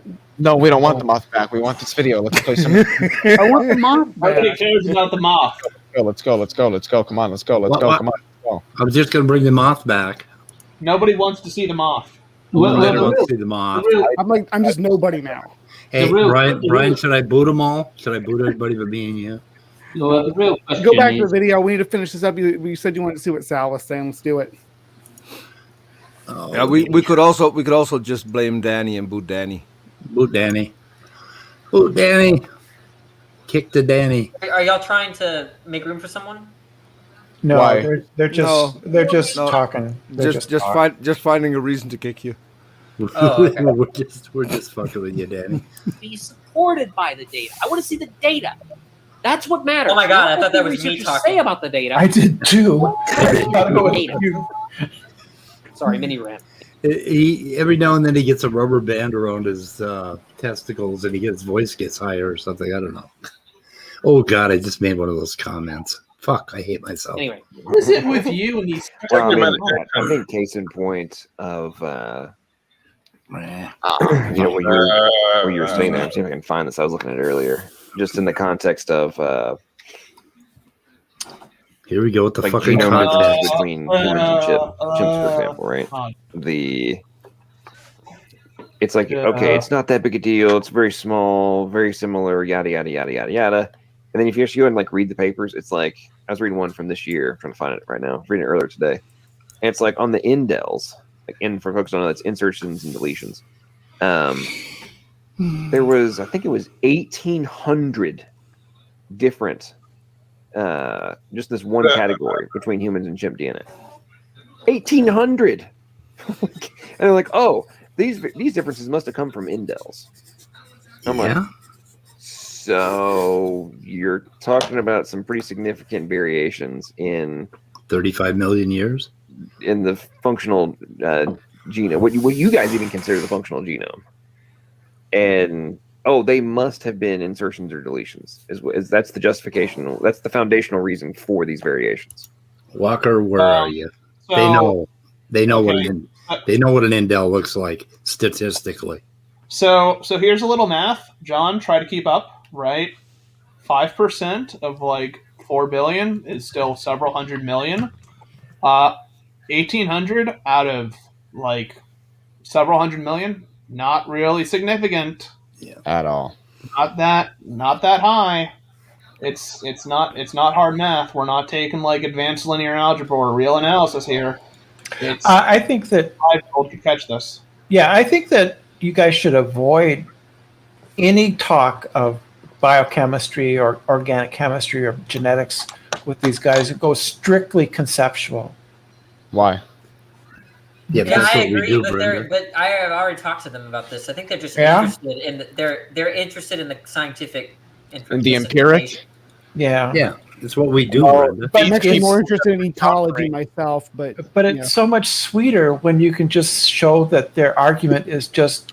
I agree. I'm right there with you. I agree with coming at it from both perspectives, but these people want to argue from a perspective of the empiric, so you have to counter them with the perspective of the empiric, and then you can top that off with, your argument just doesn't even work to begin with. Creationism dies on the blade of ecology. I'm telling you, that's I think what Brenda and I are like suggest. Well, what we hear is if someone were to think that there was a married bachelor and they thought that what supported that was the Earth was 2,000 years old, I just wouldn't even care about the latter claim. I would just say there's a contradiction there. Yeah, that's where I'm at. Yeah, you can do that, but when you start getting into some of the arguments, especially those that are found within natural theology, you're going to have to talk some of the empiric. That's just no, you don't. I don't. Yeah, think you so. do. Well, that's fine. You must not have argued the natural theological arguments very often at depth. So, but that's patronizing. Have you? You have. Okay. So Brenda and Danny, basically, because it's my channel, what I really don't give a shit about them all that much. I give a shit about them like 20-30%. And what they do is they provide me with a starting point so that I can drill into the thing that I really care about, which is the molecular biology. So that's kind of why I do. I support that. I really do support that. I have nothing against that. I'm just saying that what Brenda and I are coming from is just in terms of diffusing the argument. But y'all are interested in science. So I mean, I understand that, all that stuff. I'm just saying what I'm saying because I'm saying that I can't think of anything. My brain is dead. What we're looking at right now is mostly because Speed is grumpy at Sal because they had their falling out in communication. I'd like to watch more. Well, otherwise, I think we'd probably be interacting with Sal maybe a little bit more, but it's unfortunate. But no, Brian, there's a hell of a lot more to it than that. And I know. I'll talk to you about it back room, okay? Okay, I was just trying to gloss over it. I guess it's a lot thicker than that. Are we gonna watch more of this video or not? We can. Can we please not go on like 50-minute tirades? Thank you. Okay. And I guess we'll be like, how many? Like, let's look at this. Like, how many? What kind of base pair differences are we talking about now? Are we in millions? Yep. I mean, the numbers are starting to get ridiculous, and it's just not. It's like, it's a small portion. It might be a small portion of the overall genome. But I was kind of making this point last night in relation to like a website as an example, right? Like, you can have the majority of the code could be 99% the same, but you have an entirely different website. Even though if you did a code audit, you would have all the similarity, but nobody would ever make the case that one came from the other. What? Anyway, that's my tangent. What? I'm sorry. So, can someone please hit me over the head like with a brick? What is he trying to get across? Okay. What do you need? You go outside? Yeah. You want to go outside? Oh, sorry. Dog. Talking to my dog. Danny, you want to go outside? Okay, mutable. You had a comment? Yeah, I'm confused. Like, what point John is trying to make here? The genome is in no way, shape, or form like a website. No matter how many times you want to make the same tired, dead point. There are millions of differences between chimpanzees and humans. Therefore, you would never draw the conclusion that one came from the other. Well, guess what, John? They don't. Fucking chimpanzees did not come from humans. Humans did not come from chimpanzees. You know what I've been doing lately is there's a website. I mean a YouTube channel called Gorilla World. And when I just want to relax, I watch about 10. It's some Japanese place. It's just it's weird, but it's kind of relaxing just to watch these gorillas. Yeah, I know what you mean. Yeah. Because they're so human-like, but sort of not really. And also they're strong as fuck. Yeah. Yeah. It's interesting. Yeah, It's they're interesting. vegetarians. Yes, they're opportunists. They'll eat meat if they have the opportunity. Won't they? You just described the way I feel about looking at any animal. I swear. I was just thinking that. Yeah, like watching my raccoons, and when I feed them, they're staring at my eyes. They're not looking at my hands. They're not looking at anything else. They're looking at my face and my eyes. They're looking at my expression and where I'm looking. And it just gives you, and then they reach out, and like I got one that high fives me on the window. Like if I put my hand up, he'll put his hand up against mine. And it's like, what the hell? Oh, you don't understand, Speed. They're looking for a weakness. They're looking for an opportunity. They're looking at you, but they're looking for a chance. Yeah, probably. Well, I wouldn't blame them for that. I mean, I look weird to them, I'm sure. But anyway, I wonder if they think I'm cute, like I think they're cute. Probably not. They think you're the waitress. The waitress, yeah. The bringer of dog food. Yeah. Okay. I'll tell you what, it'd be nice to get through 30 fucking seconds of this video before going off about something. Please stop bringing up anecdotes about worthless things. Many rants for me on this because, like, I can sit and read, and Andrew made a good point. Like, the data is always going to be interpreted. Well, that's true. That's true. Yeah. But this is where your starting point comes in, because if you assume that evolution is true, then you're going to interpret the data to support what you already believe to be true. What? And no matter how bad the conclusion is. Mm-hmm. I mean, ridiculous. I can't believe some of the garbage I'm hearing. Pump I'm the like, brake. do you really believe that? You gotta be kidding. Brakes. No. Foreskin. That's not how that works. That's not how any of that works. Of course not. That is what you do when you're working towards intelligent design. Stop projecting.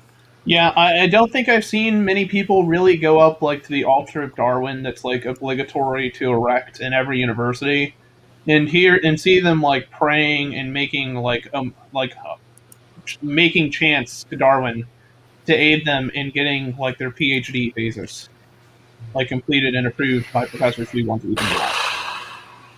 I don't think that's how that works. Well, I'm amazed that Sal didn't say anything about the scientific method there, because surely you have to assume your hypothesis in order to get the data in order to disprove it or prove it, or not prove it, but or in order to I'm surprised try to disprove it. Right? So surely he should be saying, no, you do make assumptions first that something is true, and then you collect data to either or to try and disprove that. Right? So I'm honestly surprised now. Sal here. Yeah. Go ahead. I'm honestly surprised he hasn't gone the pre-sup route. Well, yeah. I mean, obviously, it's. I don't know. It depends. But I mean, does he get his money from some Christian? This is what I'm thinking. His bias, presumably, his money comes through his research. Yeah, well, he works for a creationist institution, so there's something significant about Sell in that if he did not come up with certain results, he wouldn't get paid. So, right? Well, that's what I'm asking. Which institutions? Leo, sorry, I don't want to talk over this. Leo? What? Leo? Oh, yeah. Well, the thing that I originally wanted to say to what was said in the video was, we don't assume that certain data is correct or points to a certain conclusion before examining it, which is exactly what Emory was implying. That's not how it works. That's what they do. That's not what actual scientists do. That's what I said. That they're projecting. Yep. Moving on. Yeah. Well, I just want to question Leo on that. Surely that they come up with a hypothesis based upon some observations, which they then assume to be true, which would then generate a prediction, which they then go and test. Is that not correct? Well, they generate the hypothesis based upon the Bible. No, I'm not saying them. I'm saying science. Oh, yeah. Well, yeah. You generate a hypothesis which you believe to be true, correct? Is that correct or not correct? Yes, but when the data shows that it's not correct, you build a better hypothesis. Yeah, that's what I mean then. But what he so said it's still was driven by where the data goes, not by how models are constructed. Of course. Although, yeah, of course, in the long run. But all I'm saying is that you do assume, right? You make an assumption as a scientist that your hypothesis is correct, and then you get the data to test that and to find out whether it is wrong or not. Well, I don't think a hypothesis is necessarily going to be assumed to be correct. Some might take it to be correct, but the hypothesis is built and then it's tested. Whether it's assumed to be correct or incorrect, I don't really think is a question that would be asked. They just build a hypothesis and then test that with observations. And if it doesn't fit any of our observations, build a new hypothesis. If it fits some of them, start with that and then slowly build a better and better model with better and better observations. Technically, and that's the whole point, is that we build models to explain the data we see. We don't try to fit data into models that we've preconceived.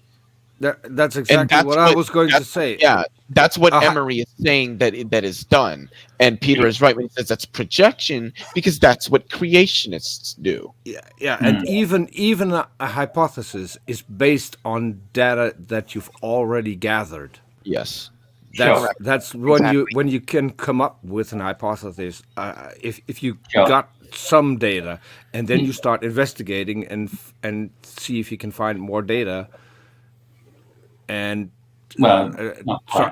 try and see if you can disprove your hypothesis. Yeah, that's pretty much what I was saying. Although I think it's inherent in the fact that you're proposing a hypothesis. I think implicit in that is that you think that it is correct. Not that you know it's correct. Not that you you do. Hang on.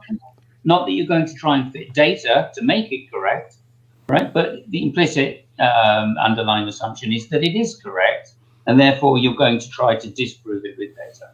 Yeah, but what I was saying is that I think that's just implicit. That's all. And that's the only point I'm making. Yeah, but before you come up with an hypothesis, you already have to have data, because otherwise there's no hypothesis to build. No, that's not correct. I mean, depends on your definition of science. Generally, as hypotheses are based on some form of preliminary data. Yeah, I would agree with that. In the sense, obviously, in the theoretical sense, it might not always be true. It could just be based on some mathematical hypothesis. So, when you're first testing when you're first trying to do science and develop a new scientific hypothesis or develop a theory, the hypothesis is based upon pre-existing data, right? So it's based upon data that's already been collected, but you're trying to establish a new relation. In regards to if there's assumptions about the hypothesis being true or not, so judgments in science are not made at the time of building hypothesis or even during experimentation. Technically, according to statistics, what we are doing is we are saying, if the hypothesis we propose is true, right, then statistically we should see XYZ results that correlate mathematically, but we should also see strength in regards to these statistical parameters that tell you particularly whether or not two sets of data are related to each other or not.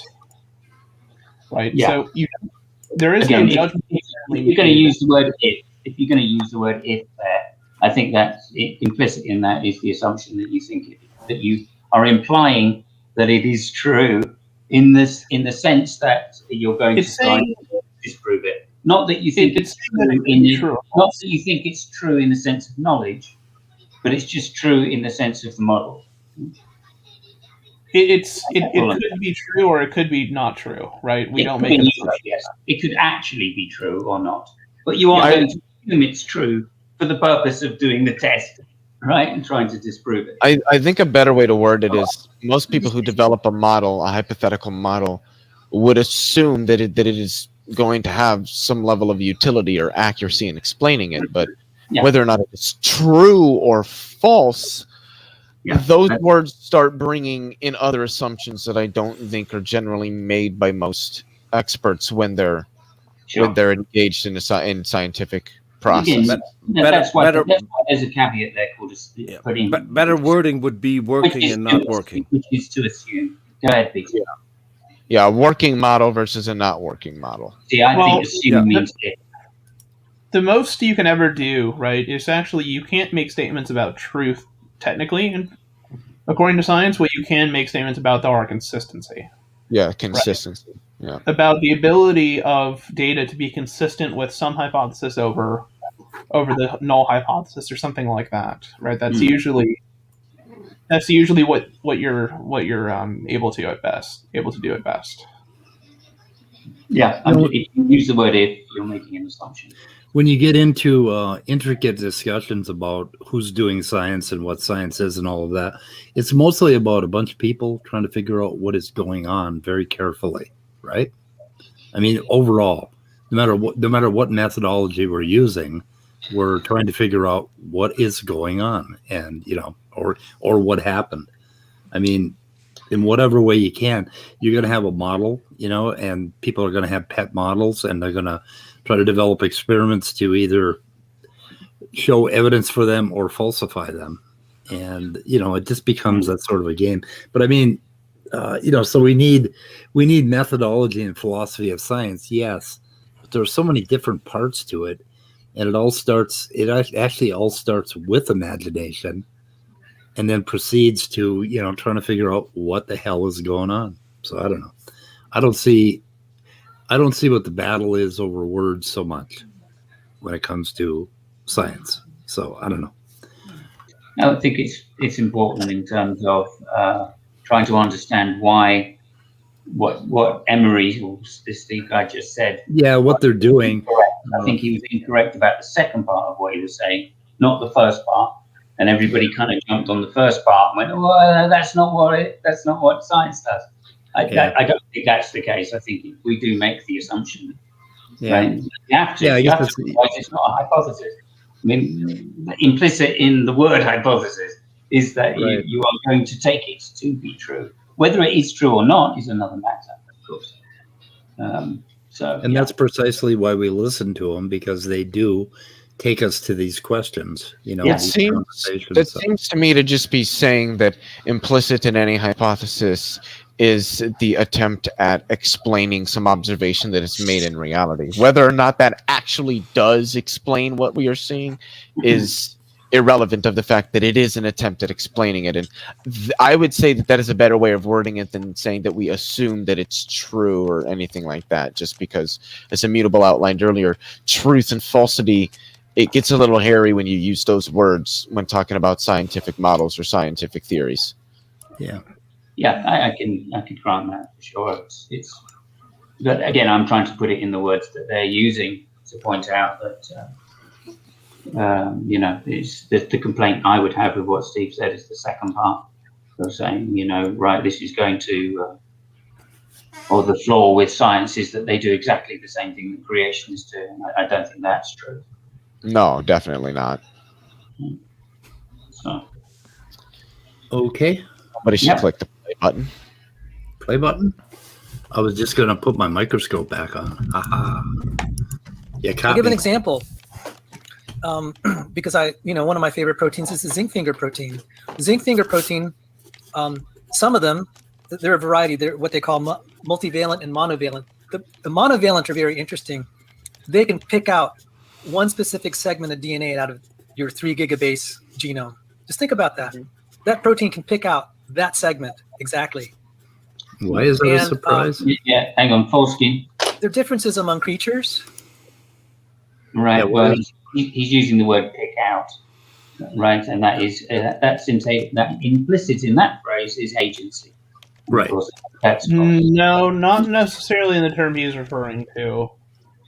He's referring out one thing. It can't pick out one thing. It doesn't pick out anything. Yeah. He's referring to a chemical concept called affinity between molecules, which that's a decent way of kind of like colloquially describing what it is. Sure. Because what an affinity is essentially means that two molecules have a high tendency to like preferentially interact with each other. It's favored. Picking out tends to imply like some kind of directed activity or some kind of like intentionality on the behalf of the molecule to be with like what it wants to be affined with. That's not the case. Yeah, if he's a scientist, then he's going to use words like "it picks out." Yeah, I think that's a problem. Okay, I think you could use much better words because he's talking about valency, right? Yeah, what he's talking about, I think it's sloppy. I think it's kind of appropriate though. Well, this is the issue, though, isn't it? This is the whole issue. That he's going to equivocate on that. Later, he's going to say, "Well, look, it picks out. It's a code, and you can't have a code unless you have designer. There we go. I think the one way he could phrase it instead of that is that it discriminates on one segment of DNA in comparison to others. It discriminates. I suppose that's a better word. Yeah. Yeah. I mean, it only fits with X, Y, Z. It might be. Yeah. Or right, let's watch more of this video. What? We gotta watch more of this video. What's happening? Okay. Between that DNA, between the zinc finger and the corresponding DNA, do you know that it's just like if you start changing a lock, you have to change the key to keep it working. Yep. And they totally see that problem. They said, you know what? That means it co-evolved. Yep. The DNA sequence changed and the protein changed simultaneously. I was like, how did that happen? Don't you have these huge waiting time problems? They don't even consider that. All right, stop it here. I pointed that out between some creationist faculty who... I want to comment with that real quick. Just about the waiting time problem. This comes directly from John Sanford, I believe, if I recall correctly. The biggest problem with that is that it completely falsifies young Earth creationism. Because if Sanford is correct and there is a waiting time problem, then young Earth creationism is false when you want to throw in a global flood 4,300 years ago that pretty much wiped out all the genetic diversity beforehand. So there is no waiting time problem. The young Earth creationists have a huge waiting time problem, and whole kinds, like they want to lump mastodons, elephants, and mammoths into one kind of animal. Well, that is a huge difference, and you're going to have to get all of that in a couple years. Yeah. For those of us that are not exactly like losing brain cells to creationists, what exactly is the waiting time problem? So the waiting time problem comes from John Sanford. I believe. Let me just look. Let me just pull up his really bad. Well, it actually comes from some research a while ago on population genetics, and the amount of time it takes for something to fix in a population. There was who was it that came up with the paradox over the waiting time problem? There was some stuff in the early 70s, 60s. Hang on a second here.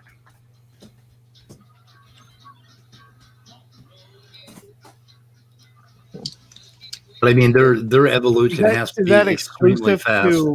What's that? Is that exclusive to human evolution? No. It's sort of a general issue with the mathematics behind population genetics, I believe, if I am not mistaken. So, yeah, I'm curious. Who's playing Willie Nelson? Not me. I don't think I am. Can you sing the song that you're hearing? What? Can you sing the song that you're hearing? I'll get a copyright strike if Peter sings. Yep, that was from my TV. I was watching some South Park. On the road again. See? Going places that I've never been. So why are you watching South Park while because I can. Mic is unmuted? Okay, I see. So I knew I'd heard that before. It's Sanford, isn't it? Okay. Yeah, it's Stanford. I was just looking at that. Stanford, not Stanford. Sanford, yeah. San Francisco, Sanford. Sanford is the guy with the heart attacks. What? Yeah, he got recently. This is a big one. I'm coming. Oh, that one. Oh, that's actually kind of a bad joke because he just had heart surgery, I think. No, literally. Who did? Red Hawk? Sanford. Alive? Huh? Sanford? No, not that one. No, the Sanford that I imitated died on stage of a heart attack, and people were laughing because they thought that he was faking it again. Yeah. Yeah. Wow. Did he die on stage? Yes. After all those jokes? Oh my God. Yes. That is so sweet. I bet he would have loved that. He's one of two of my favorite comedians. The other one was now I forgot the name. British one. Who also mocked stuff on stage. And now I forgot his name. Billy, but Billy Connolly. Billy Connolly. Simon, Yeah. you should know. Okay, Billy I'm thinking. Connolly? I don't know. Who? What was the question? The guy who pretended to be a magician, the British comedian, 70s. Oh, Tommy Cooper. Tommy Cooper, that's it. No, like that. Like that. And he was a magician. Yeah, he was just really bad. Well, he was purposefully bad. He did the tricks very well, but in a bad way. I'm confusing two things. The waiting time problem is a Sanford thing. So, and he applied, and I can't remember, but David can probably tell us more, I hope. Hence why I asked David. Yeah. So basically, John Sanford says that needs to be like millions of years longer than the age of the Earth or whatever to account for the differences between humans and chimps. Basically, his argument is there's not enough time to get the difference between humans and chimps in 7 million years. That's basically his whole argument. I can link you to his paper. To his credit, to Sanford's credit, it is published in a respectable peer-reviewed journal. Sanford waiting time problem. I'll put it in I'll put it in the description for the video for this. Yeah. Do those calculations taken was that before like punctuated equilibrium was really understood and diversification? So this paper is from 2015. He states in his conclusion that to the extent that the waiting time is a serious problem for classic neo-Darwinian theory, it is only reasonable that we begin to examine alternative models regarding how biological information arises, etc. So basically, that's his whole paper. That's his whole argument in a nutshell. The thing is, doesn't fixation time of a particular allele depend on population size? Yeah. That's not a there's nothing wrong with that statement though, that that we do need to look at other mechanisms, and we have been looking at other mechanisms that contribute to how fast a species will radiate and change over time and under different pressures.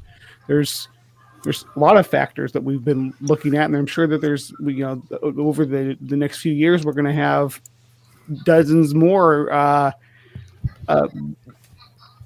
discoveries that help us explain this. I mean, look at the last 10 years, how far we've come, leaps and bounds in understanding this stuff.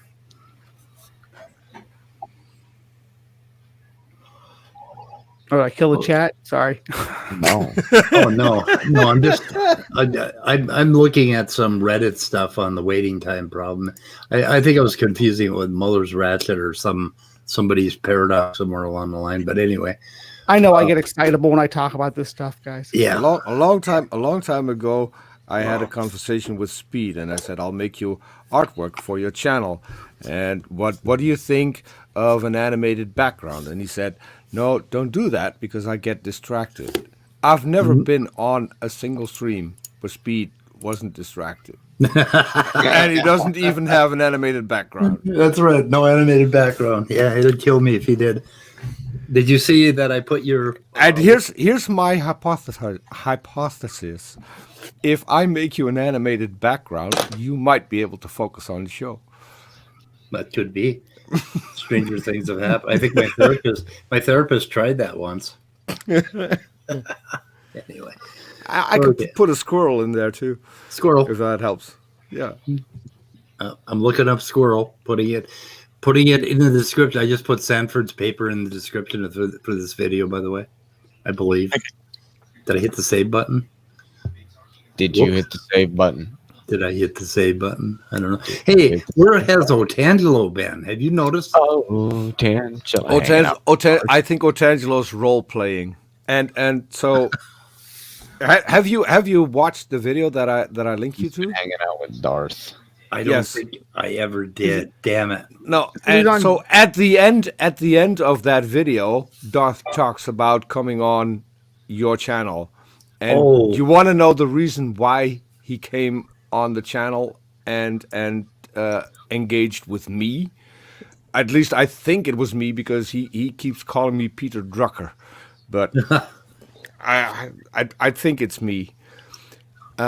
He came on because I was harassing Otangelo. Yeah, that's kind of what I thought. That's what I figured. Oh, he went told his dad. He's calling himself a guard dog now because Otangelo just has the poor boy. He's taken so much hurt and abuse.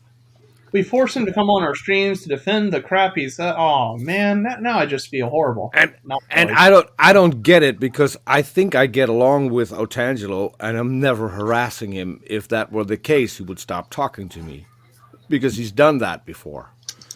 Peter, do you remember which video that was? Was it 6 days ago, 1 week ago? He's got a million of them. They all look exactly the same. I think I still have it open. Okay, that would be cool. Somewhere, I'll have to look. But this time, I definitely will watch it. I have to see this anyway. Okay, so what are we doing, guys? What are we doing? Keep going.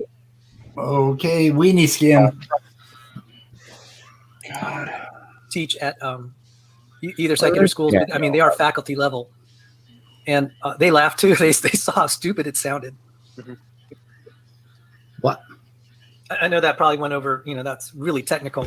Oh no, that's I just see not garbage so... like that all the time.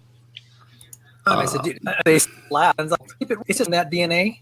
I mean, between the zinc finger and the corresponding DNA. Do you know that it's just like if you start changing a lock, you have to change the key to keep it working. And they totally see that problem. They said, you know what? That means it co-evolved. The DNA sequence changed, and the protein changed simultaneously. I was like, how did that happen? Don't you have these huge waiting time problems? They don't even consider that. Okay, I don't have the bandwidth. I don't have the bandwidth for this one right now. But what he's talking about is so ignorant that I just want to reach out and hold it and grab his hand and say, "Sal, come on, dude." Sal, I hate to tell you, there's this thing called purifying selection. You might want to look into it. Well, it's more than that.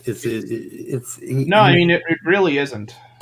And zinc fingers, my God, they abound, and they're ubiquitous in all of life, and they've been around for a while. No, but I mean, this is explainable in natural selection in the following way. Look, if things aren't able to adapt and this process is no longer stable, things die. It's going to die, right? And if it's stable enough and if it's improved, it's actually going to propagate further, like in the genomes of those organisms that happen to have that particular allele. So you're going to have things which are beneficial occur. And how does the gene sequence change? Well, mutations within the protein that codes for that particular binding factor or whatever. You have to have changes in the DNA, like that correspond to the zinc finger motifs, don't you? That's kind of genetics 101. I'll try to unpack this tomorrow on the weather report. Speed, I put the link in the private chat here to. Oh my goodness, there's 30 things in the private chat that I haven't read. And so he talks about coming on your channel at 2:53. Okay. And he tells people that I got smoked by him. But he doesn't actually say how he smoked me. Right. So and the whole thing with Otangelo. Style? Sorry? Do you think it was teriyaki style? No, so he smoked me because I made the claim that Jesus' apostles died before he returned, because that's what the Bible says, and that's obviously not accurate because Jesus is back. Yes. Jesus. Yeah, I'll watch that. I do want to see and that's where Otangelo's role playing. No. That's earlier in the stream. Yeah. I'll watch. I'll check the whole thing. it's the same Angelo thing. was streaming his God Talk thing earlier today. I popped in there and watched a little bit of it. Oh, was he really? Who was he with? He was doing the Kalam cosmological argument. Oh too. no! Oh no! Oh no, not the mom. Yes, and I've seen him in a couple of chats around. He's got this script. He's copying and pasting it everywhere. But he said it in his stream. But when I see him in chats, he's putting that in other people's chats too. But he verbalized it in his thing today. So, and it's his mixing his arguments that he already has with the Kalam now. So it's interesting. Yeah, I can't. The video is, well, YouTube doesn't show it yet for some reason. It shows it on some accounts. Like if you have two accounts, like I have a personal account, it'll show me the videos there, but it won't show me when I'm on this channel for some reason. I have no idea why. I don't know. Anyway, I will check that out too. Shall we move ahead or not? Yes. Yeah. I just laugh. Let's not. I pointed that out between some creationist faculty who teach at either secular schools, but I mean they are faculty level, and they laughed too. They saw how stupid it sounded. Mm-hmm. I wonder That why. probably went over. They're laughing at him. But I just see garbage like that all the time. I said, do you guys have any skeptical thought? And then there's these other things about promiscuous domains. Yeah. These genes share pieces from other genes that don't follow common ancestry. They say, oh, it clearly got horizontally transferred. They're just in the right spot. And it just happened to be functional. I said, you really believe that garbage? Well, and not only... Did you just... Yeah, go on. Well, and you know that a lot of the horizontal gene transfer stuff, they actually admit they don't actually know if it was transferred. It's assumption. Yeah. It's assumption. And these are partial. These are partial horizontal transfers. That's what's really outrageous. You're gonna do not even a full sequence. Not even a full sequence. It just grabbed like half of it, and then in the perfect spot. In the perfect spot. Cut it, and then inserted that little half into the perfect spot in the gene. And that's the thing that always gets me about the. It's like they want to argue that it's all just deterministic chemistry and whatnot. And it's like, okay, cool, awesome. Let's go down that rabbit hole. This means you now have to have it in the specific, especially for like prokaryotes. Like you have to have this in the exact linear position. Otherwise, can I ask a question about what's being talked about here? Not the right spot linearly. Guys, I know got some people here who might know. Yes, he's talking about. I can explain that. So I was going to ask, Immutable, you might know the answer to this too. Do we understand why viruses target the specific genes that they do to extract? God, it's been a hot minute since I've done virology. A lot of it tends to be because there's certain sequences for some viruses that they have to recognize in order to insert their DNA into. And that's typically why, if I'm recalling right, that's typically why they target certain lines and signs. I think it's lines or signs. One or the other is more specific. They will usually target like right before a gene, like before a regulatory sequence, and other ones that it just varies. There's something called a consensus sequence, and what that is a very loose fitting wrench, very, very loose. And they're all over the genome. So basically, if there's some sort of transfer of genetic material from one area to another, they will target these consensus sequences, right? And it happens all the time. And if it results in something really bad, that organism or that organelle will die, or that cell will die, or whatever. But if it happens to result in no change at all, then you can end up with these promiscuous sequences being transferred around. And they imply that these sequences are extremely like perfect, like there's only one way they could be, and that is just totally not the truth about proteins. There's the loose fitting wrench situation with that too, where for one thing, amino acids come in about 4 different classes, and you could swap one out for another. So I mean, it doesn't have to be exact. And these domains that pop up in proteins are promiscuous in another sense, in that they're fairly easy to come by just with random mutations. So there's all sorts of protein domains that have enzymatic activity. And then there's the other part of the protein, which is how it fits onto something else, right? And that too is loose fitting rent. And, sometimes you get extremely selective or specific fitting things that have happened together, basically. But there's no reason why those things can't happen together. And he's implying that they have to co-evolve in some fashion. Well, it isn't quite. I have to unpack it more thoroughly and with a pencil and my notepad to get into it. So I'm too tired tonight. What he's making the assumption of, and I think this is correct because this is typically what rhetoric creationists tend to use, is that the way it was before must have been the way it was back then, right? Yeah. Because he's denying that change can occur. Essentially, what Speed was explaining is that there's such a thing as functional redundancy within genetics and proteomics. This idea that multiple sequences and multiple topological domains of proteins, be it structural or catalytic domains, can come in all different shapes and varieties. And some of them will be because the protein is in a lipid space or in the ribosome or wherever it happens to be, right? But there's no reason why two closely related phenomenon like the zinc finger domains or zinc finger proteins and the the particular DNA that binds with it and recognizes it couldn't have evolved together, right? Because these are both very proteins are compounds that are very structurally able to be modified and to change topology. They do it because the environment is always acting on them, and their domains sometimes respond to that. So I don't see why it can't be the case that you have coevolution between a particular class of RNA and this domain.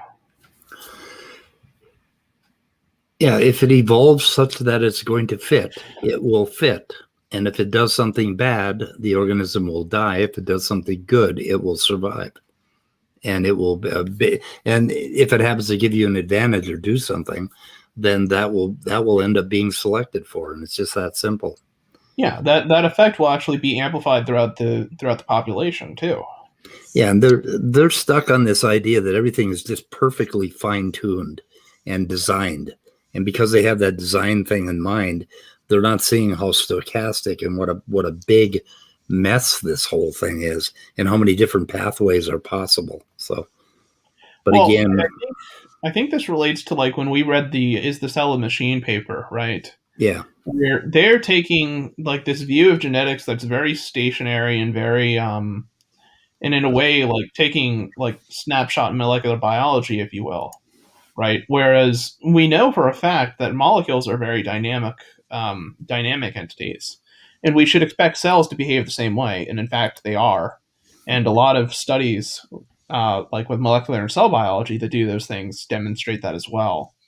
That the structure of proteins changes radically over the course of its lifetime based upon what the protein is needed to do. And the fact that this notion that something always had to be the way that it was is a very fixated view. Is a very fixated and tends to be kind of antiquated view of molecular genetics. Lacewing. Is that lacewing? Mm-hmm. But which one? Oh yeah. I would need to spend a few more than a few seconds looking at it to get there. Yeah. There's so many of those things over the summer. They're just they're just beautiful. But I shut the video off because I am too burnt out at this point to even hit the play button and hear the safe word, whatever in the fuck the new safe word is. I think it's weenie skin or Danny skin or something. Danny skin. Danny skin. No, pump the brakes. Yeah, Danny skin. No, pump the brakes. Oh yeah, I like pump the brakes. Danny skin. Sorry. No, it's pump the brakes. Danny skin. Okay. No. So let me see how much I can pop this thing Let's see. It's pretty highly magnified at this point. And this is in your upper Great Lake area. Minneapolis. Minneapolis. Okay. Yep. Yeah, in the very first one's out. So this happened very early. This is my second day of having bugs around the lamp, and this camera, the microscope, is so much better. This camera, because I can get much more detail. And then if I put different lenses on, I could double the size of all of this. So let's see if I can crank it up a little bit here. And figure out which way I got to go to focus. Wrong way. I need a better camera is what I need. One that matches the scope, because this is kind of cool. So let's see if I can get a different area of it. But yeah, it's fun to play around with them. And then I have all kinds of needles, and I put them on clay, and underneath the clay I have glass sides stuck to the bottom, and then I can slide them around real easily, which is on a metal tray. Mm-hmm. And I've got a whole pile of bugs here. Let's see. Oh yeah, that's Max. Oh. Are you trying to give Brian nightmares? I killing all those bugs. Oh yeah, he loves this shit, man. Yeah, this is like dumping out your light fixture covers and finding something cool. Yeah, I found a mummified tarantula hawk in my screen last summer. It was really cool. Okay, I found 3 of the same species right here. These guys. Let me see if I can. I gotta drop my microscope a little bit. Let's see what the hell. If I hit the wrong button, which way am I going? Am I going the right way? Going the wrong way. Wrong way. Are these actually is this the actual coloration, or does anybody smoke in the house? Because everything seems kind of yellow tinged. That is the camera that's doing that. And yeah, I can't get it. I can't get enough range on this thing. Let's see. Why am I going? Am I going the wrong way? I don't know. Is it manual zoom? Well, I'm working on trying to get it to the point where. Hang on a second. Sure, it looks much better on the scope. Let's see.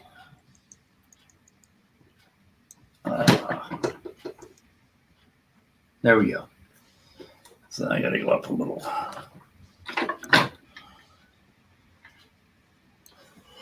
Okay, I think I can get them in focus now.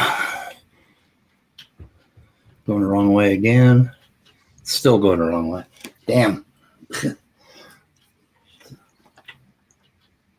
Operator error. Are we still live? Yeah, we are, unfortunately. We should probably go on live. We should probably go dead at some point. I'm dead. Zooming in and out for the. And any of you seen the new bill that is passed in Arkansas? Oh yeah. Which one is that?